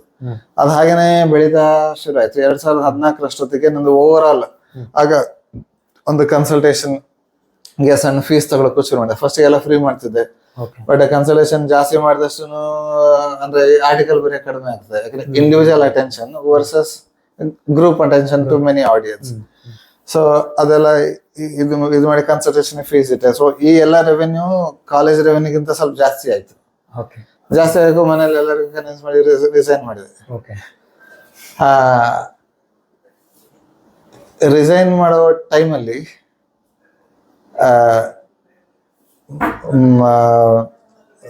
ಒಬ್ಳು ಮಗಳಿದ್ಲು.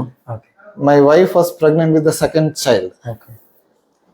ಪ್ಲಸ್ ದೇರ್ ಇಸ್ ನೋ, ಈಗ ಒಂದು ಫಿಕ್ಸ್ಡ್ ಇನ್ಕಮ್ ಅಂತ ನೋ ಫಿಕ್ಸ್ಡ್ ಇನ್ಕಮ್ ಇಲ್ಲದೆ ಇರ್ಬೇಕಾದ್ರೆ ರಿಸೈನ್ ಮಾಡಿದ್ರು. So with all the risk that I took. ಅದಾದ್ಮೇಲೆ ಹೀಗೇನೆ ಕನ್ಸಲ್ಟೆನ್ಸಿ ವರ್ಕ್ ಅದೆಲ್ಲ ಬರಕ್ ಶುರು ಆಯ್ತು. ಮತ್ತೆ ಕೆಲವರೆಲ್ಲ ಹೇಳಿದ್ರು ಹೇಗೆ ಅಂದ್ರೆ ಬರೀ ಇದನ್ನೇ ನಂಬ್ಕೊಂಡಿರ್ಬೇಡ, ಅಂದ್ರೆ ಆಡ್ಸೆನ್ಸ್ ನಂಬ್ಕೊಂಡೇ ಇರ್ಬೇಡ. ಅಂದ್ರೆ once you in the field you keep on meeting new people. ಅದ್ರ ಮಧ್ಯೆ ಶಾರ್ಕ್ ಟ್ಯಾಂಕ್ ಈಗ ಹಿಂದಿಲಿ ಏನ್ ಬರ್ತಿದೆ ಅದು ಇಂಗ್ಲಿಷ್ ಅಲ್ಲಿ ಮುಂಚೆ ಬರ್ತಿತ್ತು. ಅದು ಅಷ್ಟೋ ಎಪಿಸೋಡ್ ನೋಡಿದೆ. ಸೊ ಬಿಸ್ನೆಸ್ ಅಂದ್ರೆ ಏನು, ಟೆಕ್ನಾಲಜಿ ಅಂದ್ರೆ ಏನು, ಇನ್ವೆಸ್ಟ್ಮೆಂಟ್ ಅಂದ್ರೆ ಏನು, ಪ್ರೈವೇಟ್ ಇಕ್ವಿಟಿ, ವೆಂಚರ್ ಕ್ಯಾಪಿಟಲ್, ಅದು ಏನು ಎಲ್ಲದು ಒಂದು ರಫ್ ಐಡಿಯಾ ಆಯ್ತು. ಅಮೆರಿಕಾದಲ್ಲಿ ಹೇಗೆ ಬಿಸ್ನೆಸ್ ವರ್ಕ್ ಆಗುತ್ತೆ ಅದು ಇದು ಎಲ್ಲದು ಗೊತ್ತಿತ್ತು. ಸೊ ಯಾರು ಹೇಳಿದ್ರು ಬರೀ ಇದು ಮಾತ್ರ ಇರಲ್ಲ, ನಿಂದೆ ಪ್ರಾಡಕ್ಟ್ಸ್ ಇರಬೇಕು. ಯಾಕಂದ್ರೆ ಕ್ಲಿಕ್ ಮಾಡಿ ಹೊರಗಡೆ ಹೋಗ್ತಿದ್ದಾರೆ, ಆಮೇಲೆ ನಿಮ್ಗೆ ದುಡ್ಡು ಬರುತ್ತೆ ಅಂದ್ರೆ. ಸೊ ಅವರು ನಿಮ್ಮ ಆಡಿಯನ್ಸ್ ನೇ ಬೇರೆಯವ್ರಿಗೆ ಬಿಟ್ಕೊಟ್ಟ ಹಾಗೆ ಬೇಸಿಕಲಿ. ಸೊ ಅದಕ್ಕಿಂತ ನಿಮ್ದಲ್ಲೇ ಉಳಿಸ್ಕೊಂಡ್ರೆ ಜಾಸ್ತಿ ಲಾಭ ಅಂತಂದ್ರು. ಸೊ ಅದಕ್ಕೆ ಪುಸ್ತಕ ಅದೆಲ್ಲ ಬರೆದು ಇರೋ ಆರ್ಟಿಕಲ್ಸ್ ಅರೇಂಜ್ ಮಾಡಿ ಪುಸ್ತಕ ಮಾಡೋದು, ಆನ್ಲೈನ್ ಕ್ಲಾಸಸ್, ಆನ್ಲೈನ್ ಕೋರ್ಸಸ್ ಅದೆಲ್ಲ ಮಾಡಿ ಹಾಗೆ ಬೆಳೆಸ್ಕೊಂಡು ಬಂದಿದ್ದು. ಅದಾದ್ಮೇಲೆ 2022 ಮಾಧವ್ ಬಾಗ್ ಅಂತ ಹೇಳಿ ಕಂಪನಿ ಇದೆ. ಸೊ ಈ ಜರ್ನಿಲಿ ಅರೌಂಡ್ ಫಸ್ಟ್ಗೆ 200-3 ಜನ ಬರೋರು, 10 ಜನ ಬರೋರು. 1 year ಕರೆಕ್ಟ್ ನಂಗೆ ಜ್ಞಾಪಕ ಇದೆ. easyartha.com ಶುರು ಮಾಡಿ 1 year ಆದಾಗ ನಂಗೆ 44 ಜನ ಇಮೇಲ್ ಸಬ್ಸ್ಕ್ರೈಬರ್ಸ್ ಇದ್ರು ಅಷ್ಟೇ. ಅದಾದ್ಮೇಲೆ ಸೊ ಸ್ಲೋಲಿ ಎಲ್ಲ ಬೆಳಕ್ ಶುರು ಮಾಡಿದ್ರು. ನಾನು ಇದು ಬಿಡ್ಬೇಕಾದ್ರೆ ಅರೌಂಡ್ 5,000 ಜನ ದಿನಕ್ಕೆ ವಿಸಿಟರ್ಸ್ ಇದ್ರು. ಅದು ಹೋಗಿ 5, 10, 20, 30, 35 ಅರೌಂಡ್ 40,000 ತನಕ ತಲುಪಿದ್ರು. ಈಗ 21-22 ತನಕ. ಸೊ ಕೋವಿಡ್ ಅಲ್ಲಿ ನಾವು ಸೊ ಫಸ್ಟಿಗೆ ಒಬ್ನೇ ಮಾಡ್ತಿದ್ದೆ. ಆಮೇಲೆ ಒಂದು ಕೋವರ್ಕಿಂಗ್ ಸ್ಪೇಸ್ ಇರುತ್ತಲ್ಲ, ಅಲ್ಲಿ ಹೋಗಿ ಇದು ಮಾಡಿದೆ. ಅಲ್ಗೋದಾಯ್ತು, ಹೋಗಿ ಇನ್ನೊಬ್ರು ಯಾರ ಎಲ್ಲ ವರ್ಕ್ ನಾ ಯಾಕೆ ಮಾಡ್ತೀನಿ, ಕೆಲವೊಂದು ಮ್ಯಾನ್ಯಲ್ ವರ್ಕ್ ಇದೆ, ಇನ್ನೊಬ್ರು ಯಾರ BMS ಡಾಕ್ಟರ್ಗೆ ಹೈರ್ ಮಾಡಿದ್ರೆ ಆಯ್ತು. ಹಾಗೆ ನಿಧಾನಕ್ಕೆ ಇದು ಮಾಡಿ ಶುರು ಮಾಡಿದೆ. ಮತ್ತೆ ರಘುರಾಮ್ ಸರ್ ಅಂತ ಹೇಳಿ ಇದಾರೆ, ಅವರು ಸಂಹಿತಾಸು more than 50% of the articles ಅವ್ರು ಬರೆದಿದ್ದಾರೆ. ಅವರು ನಮ್ಮ PG ಫ್ರೆಂಡ್. ಅವರು ನಮ್ ಜೊತೆ ಜಾಯಿನ್ ಆದ್ರು. ಸೊ ಅವರು ಬರೆಯಕ್ ಶುರು ಮಾಡಿದ್ರು. ಸೊ ಅವ್ರ ಹೆಲ್ಪ್ ಇಂದ ಅದು ಇದೆಲ್ಲ ಸಂಹಿತಾಸ್ ಎಲ್ಲ ಒಂದ್ ಕಡೆಯಿಂದ ಶುರು ಮಾಡಿದ್ವಿ ಬರೆಯಕ್ಕೆ. ಅಷ್ಟು ಹರ್ಬ್ಸ್ ಎಲ್ಲ ಕವರ್ ಮಾಡಿದ್ವಿ. ಹಾಗೆಲ್ಲ ಒಂದೊಂದೇ ಬರಿತಾ ಮುಂಚೆ ಅಂದ್ರೆ ಸ್ಟಾರ್ಟಿಂಗ್ 2 ವಾರಕ್ಕೆ 1 ಆರ್ಟಿಕಲ್ ಬರೀತಿದ್ದೆ. ಈಗ ಒಂದ್ ದಿನಕ್ಕೇನೆ ಕೆಲವು ಸಲ 20-30-39 ಆರ್ಟಿಕಲ್ ಎಲ್ಲ ಒಂದೇ ದಿನ ಪಬ್ಲಿಷ್ ಮಾಡ್ತಿದ್ವಿ. ಸೊ ನಿಮಗೆ ಡಿಫೆನ್ಸ್ ಅಂತ ಏನಿಲ್ಲ, ಇದು ಒಂದೇ ಮಾಡಕ್ ಇರೋದು ಅಂತ ಅಂದಾಗ ಅದನ್ನ ಜಾಸ್ತಿ ಮಾಡ್ಲೇಬೇಕಷ್ಟೇ. ಸೊ ಹಾಗಾಗಿ ಮತ್ತೆ ಪ್ರಾಕ್ಟೀಸ್ ಎಲ್ಲ ಇದು ಬಂದ್ರು ಎಲ್ಲ ಬಿಟ್ಟು ಇಂಟರ್ನೆಟ್ ಹಾಗೆ ಹಾಗೆಲ್ಲ ಆಯ್ತು. ಕೊನೆಗೆ ಅದೇ ಆಮೇಲೆ ನಿಧಾನಕ್ಕೆ ಒಂದು 7-8 ಜನದ ಟೀಮ್ ಕಟ್ಕೊಂಡ್ವಿ. ಆ ಟೈಮಲ್ಲಿ ಈ ಮಾಧವ್ ಬಾಗ್ ಅಂತ ಇದಾರೆ ಮುಂಬೈಲಿ, ವೈದ್ಯಸಾನೆ ಆಯುರ್ವೇದ ಲಿಮಿಟೆಡ್ ಅಂತ ಹೇಳಿ, ಅವ್ರದ್ದು ಚೈನ್ ಆಫ್ ಆಯುರ್ವೇದ ಕ್ಲಿನಿಕ್ಸ್ ಇದೆ, 350 ಕ್ಲಿನಿಕ್ಸ್ ಇದೆ. ಅದ್ರಲ್ಲಿ ಅವರು ಲೈಫ್ ಸ್ಟೈಲ್ ಡಿಸಾರ್ಡರ್ಸ್ ಟ್ರೀಟ್ ಮಾಡ್ತಾರೆ. ಸೊ ಅವರು ಇನ್ವೆಸ್ಟ್ಮೆಂಟ್ ಆಗಿ ಮುಂದಾಗಿ ಬಂದ್ರು. ಅಷ್ಟರಲ್ಲಿ ಶಾರ್ಕ್ ಟ್ಯಾಂಕ್ ಅದು ಇದೆಲ್ಲ ನೋಡಿದ್ರಿಂದ ಮತ್ತೆ ಬಿಸ್ನೆಸ್ ಮತ್ತೆ ಟೆಕ್ನಾಲಜಿ ಇದು ಓದೋದು, ಟ್ವಿಟರ್ ಅಲ್ಲಿ ಎಲ್ಲ ಫಾಲೋ ಮಾಡೋದು, ಯೂಟ್ಯೂಬ್ ಅಲ್ಲಿ ಅವ್ರದ್ದೇ ಇಂಟರ್ವ್ಯೂಸ್ ಎಲ್ಲ ನೋಡೋದು, ಆ ತರನೇ ಅದೇ ಗೂಗಲ್ ಇದ್ದಿದ್ರಿಂದ ಸೊ ಅವ್ರ ಇನ್ವೆಸ್ಟ್ಮೆಂಟ್ ಅನ್ನೋಕ್ಕೂ ಆ ಆಫರ್ ನಮಗೆ ಸೂಟಬಲ್ ಅನ್ಸ್ತು. ಸೊ ಅವ್ರ ಸಹಾಯದಿಂದ ಅವ್ರು ಇನ್ವೆಸ್ಟ್ ಮಾಡಿ ದೇ ಕೇಮ್ ಆಸ್ ಪಾರ್ಟ್ನರ್ಸ್. ಅದಾದ್ಮೇಲೆ ಅದರಿಂದ ಏನಾಯ್ತು ಅಂತಂದ್ರೆ, ಈಗ ಎಕ್ಸ್ಟರ್ನಲ್ ಇನ್ವೆಸ್ಟ್ಮೆಂಟ್ ಬಂದಾಗ ನೀವು ಇದುವರೆಗೆ ಏನು ಕೆಲಸ ಮಾಡಿ ಒಂದು ಕಂಪ್ನಿ ಅಂತ ಏನು ಬೆಳೆಸಿದ್ದೀರಿ, ಅದಕ್ಕೊಂದು ವ್ಯಾಲ್ಯೂಯೇಷನ್ ಅಂತ ಕಟ್ಟದಂಗೆ ಆಗುತ್ತೆ. ಆ ವ್ಯಾಲ್ಯೂಯೇಷನ್ ಇದ್ದಾಗ ಏನ್ ಲಾಭ ಅಂತಂದ್ರೆ, ಕಂಪ್ನಿಗೆ ಒಂದು ಸ್ಟ್ರಕ್ಚರ್ ಬರುತ್ತೆ. ಈಗ ಫಸ್ಟ್ಗೆಲ್ಲ ಒಬ್ನೇದಾಗ ಏನು ಇರಲಿಲ್ಲ, ಬರೀ ಎಲ್ಲ ಇಂಡಿವಿಜುವಲ್ ರೆವೆನ್ಯೂ ತರ ತೋರಿಸ್ತಿದ್ವಿ ಅಷ್ಟೇ. ಅದಾದ್ಮೇಲೆ ಈಗ ಇನ್ವೆಸ್ಟ್ಮೆಂಟ್ ಹೊರಗಡೆ ತಗೊಬೇಕು ಅಂದ್ರೆ ಪ್ರೈವೇಟ್ ಲಿಮಿಟೆಡ್ ಕಂಪನಿ ಆಗಿರ್ಬೇಕು. ಸೊ ಅದ್ರ ರಿಜಿಸ್ಟ್ರೇಷನ್ ಆಯ್ತು. ಆಗ ಬೋರ್ಡ್ ಆಫ್ ಡೈರೆಕ್ಟರ್ಸ್ ಅಂತರ ಬರ್ತಾರೆ. ಸೊ ಅದು ಫಸ್ಟ್ ಇಂಡಿವಿಜುವಲ್, ಆಮೇಲೆ ಪ್ರೊಪ್ರೈಟರ್ಶಿಪ್ ಅಂತ ಬರ್ತದೆ. ಪ್ರೊಪ್ರೈಟರ್ಶಿಪ್ ಅಂದ್ರೆ ನಂದು ಕಂಪನಿನೇ, ಬಟ್ ನಾ ಅದಕ್ಕೆ ಮಾಲೀಕ ಇದ್ದಾಗ 100% ನಾನೇ ಮಾಲೀಕ. ಸೊ ಅದರ ಪ್ರಾಬ್ಲಮ್ ಅಂದ್ರೆ ಎಲ್ಲ ರಿಸ್ಕ್ ನಿಮ್ ತಲೆ ಮೇಲೆ ಇರ್ತದೆ. ಬಟ್ ಈಗ ಪ್ರೈವೇಟ್ ಲಿಮಿಟೆಡ್ ಕಂಪನಿ ಅಂತಂದ್ರೆ ಬೋರ್ಡ್ ಆಫ್ ಡೈರೆಕ್ಟರ್ಸ್ ಅಂತ ಇರ್ತಾರೆ. ಅಫ್ಕೋರ್ಸ್ ಎಲ್ಲದಕ್ಕೂ ರೆಸ್ಪಾನ್ಸಿಬಲ್ ನಾವೇ ಆಗಿದ್ರು ಕೂಡ ಡಿ ರಿಸ್ಕಿಂಗ್ ಅಂತ ಇರುತ್ತೆ. ಅಂದ್ರೆ ಇಂಡಿವಿಜುವಲಿ ನೀವು ರೆಸ್ಪಾನ್ಸಿಬಲ್ ಆಗಿರಲ್ಲ. ಆಸ್ ಎ ಮ್ಯಾನೇಜಿಂಗ್ ಡೈರೆಕ್ಟರ್ ನೀವು ರೆಸ್ಪಾನ್ಸಿಬಲ್ ಆಗಿರ್ತೀರಿ, but individually you are not liable. Company will be liable. So ಅದ ಕಂಪನಿ ಒಂದು ಸ್ಟ್ರಕ್ಚರ್ ಸಿಕ್ಕಂಗಾಯ್ತು. ವರ್ಷಾನ್ಗಟ್ಲೆಯಿಂದ ನೋಡ್ತಿದ್ದೆ ಶಾರ್ಕ್ ಟ್ಯಾಂಕ್ ಬಿಸ್ನೆಸ್ ಎಲ್ಲದು ಫೈನಲಿ ಒಂದು ಉಪಯೋಗ ಬರಂಗಾಯ್ತು. ಸೊ ಅದಾದ್ಮೇಲೆ ನಮಗೆ ಫಾರಿನ್ ವಿಡಿಯೋ ಕ್ಲಾಸಸ್ ನಾವು ವಾರಕ್ಕೆ ಒಂದು ಮಾಡ್ತಾ ಇದ್ದೆ. ಅದ್ರಲ್ಲಿ ಒಬ್ರು ಇಬ್ರು ಸೇರಿ 100, 200, 250, 300 ಜನ ಎಲ್ಲ ಆಗಕ್ ಶುರು ಆದ್ರು. ಅವ್ರೆಲ್ಲರೂ ನೀವು ಎಷ್ಟು ಚೆನ್ನಾಗಿ ಹೇಳ್ಕೊಡ್ತಿಲ್ಲ, ನಿಮ್ಮ ಹತ್ರ ಆಯುರ್ವೇದ ಕಲಿಬೇಕಂತೆಲ್ಲ ಹೇಳೋರು.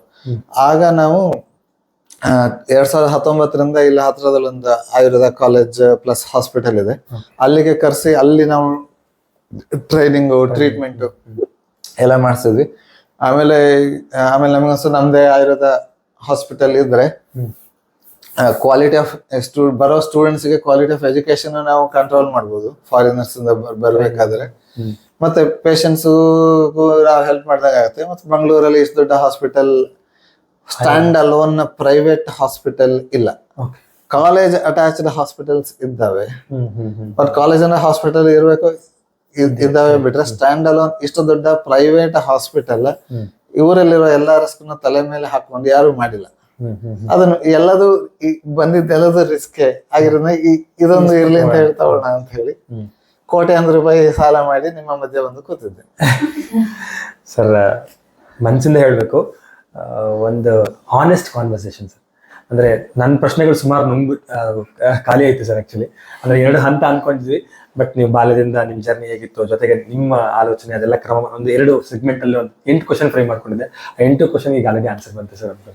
ಅಂದರೆ ಒಂದು ಈ ಹಾನೆಸ್ಟ್ ಕಾನ್ವರ್ಸೇಷನಲ್ಲಿ ಜೊತೆಗೆ ನಿಮ್ಮ ಬಾಲ್ಯದಿಂದ ಅಮ್ಮನ ಪಾತ್ರ ಆಗಿರ್ಬೋದು, ಅಥವಾ ನೀವು ಮಲ್ಟಿಫೆಸೆಟೆಡ್ ಆಗಿ ಬೆಳೆದಿದ್ದಾಗಿರ್ಬೋದು, ಜೊತೆಗೆ ನೀವು ಅನಿವಾರ್ಯತೆ ನಿಮ್ಮನ್ನ ಕ್ರಿಯೇಟಿವ್ ಆಗಿ ಬೆಳೆಸಿದ್ದಿರ್ಬೋದು, ಜೊತೆಗೆ ಬಂದಂತಹ ಆಪರ್ಚುನಿಟೀಸ್ಗಳನ್ನ ನೀವು ಫ್ರೇಮ್ ಮಾಡ್ಕೊಂಡು ಅದರಿಂದ ಹೊರಗೆ ಬಂದಿದ್ದಿರ್ಬೋದು. ನಿಜವಾಗ್ಲೂ ಹೇಳಲೇಬೇಕು ಸರ್, ನಾನು ಸ್ಟಾರ್ಟಿಂಗ್ ಇಂಟ್ರೊಡಕ್ಷನ್ ಒಂದು ಇನ್ಸ್ಪೈರಿಂಗ್ ಜರ್ನಿ ಅಂತ ಹೇಳಿದೆ, ಬಟ್ ರಿಯಲಿ ಇಟ್ಸ್ ಒಂದು ಎಲ್ಲ ನೀವು ಹೇಳ್ತಾ ಜರ್ನಿ ಒಂದು ಮಿಡಲ್ ಕ್ಲಾಸ್ ಫ್ಯಾಮಿಲಿಯಲ್ಲಿ ಬೆಳೆದಂತಹ ಎಲ್ಲ ಯುವಕರಿಗೆ ಕನೆಕ್ಟ್ ಆಗ್ತಾ ಹೋಗ್ತಿತ್ತು.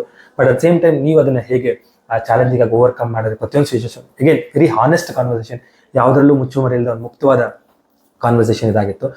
ಆಲ್ಮೋಸ್ಟ್ ಇನ್ನೊಂದು ವಿಚಾರ ನಾನು ನನ್ನ ಆಡಿಯನ್ಸ್ ಹೇಳಬೇಕು ಅಂದರೆ, ಶುರು ಮಾಡಿದ್ದು 2009, ಆಲ್ಮೋಸ್ಟ್ ಈಸಿ ಆರದ ಒಂದು ಪ್ಲಾಟ್ಫಾರ್ಮ್ ಕ್ರಿಯೇಟ್ ಆಗಿ 15 ವರ್ಷ ಸಕ್ಸಸ್ಫುಲ್ ಆಗಿ ನಡ್ಕೊಂಡು ಬಂದಿದೆ. ಇವತ್ತಿಗೆ ಒಂದು ಈಸಿ ಆದ ಒಂದು ಬೃಹತ್ ಸಂಸ್ಥೆ ಸಹ ನಮ್ಮ ಮುಂದಿದೆ. ಸೊ ಹಾಗಾಗಿ ಒಂದು ಜೋರ್ ಚಪ್ಪಾಳೆ ಈ ಇನ್ಸ್ಟಿಟ್ಯೂಷನ್ ಬಂದಿದೆ. ಸರ್, ಒಂದು ಸಣ್ಣ ವಿರಾಮ ತಗೊಳ್ಳೋಣ, ಅದಾದ್ಮೇಲೆ ಮುಂದಿನ ಸೆಗ್ಮೆಂಟ್ಗೆ ಜಾಯ್ನ್.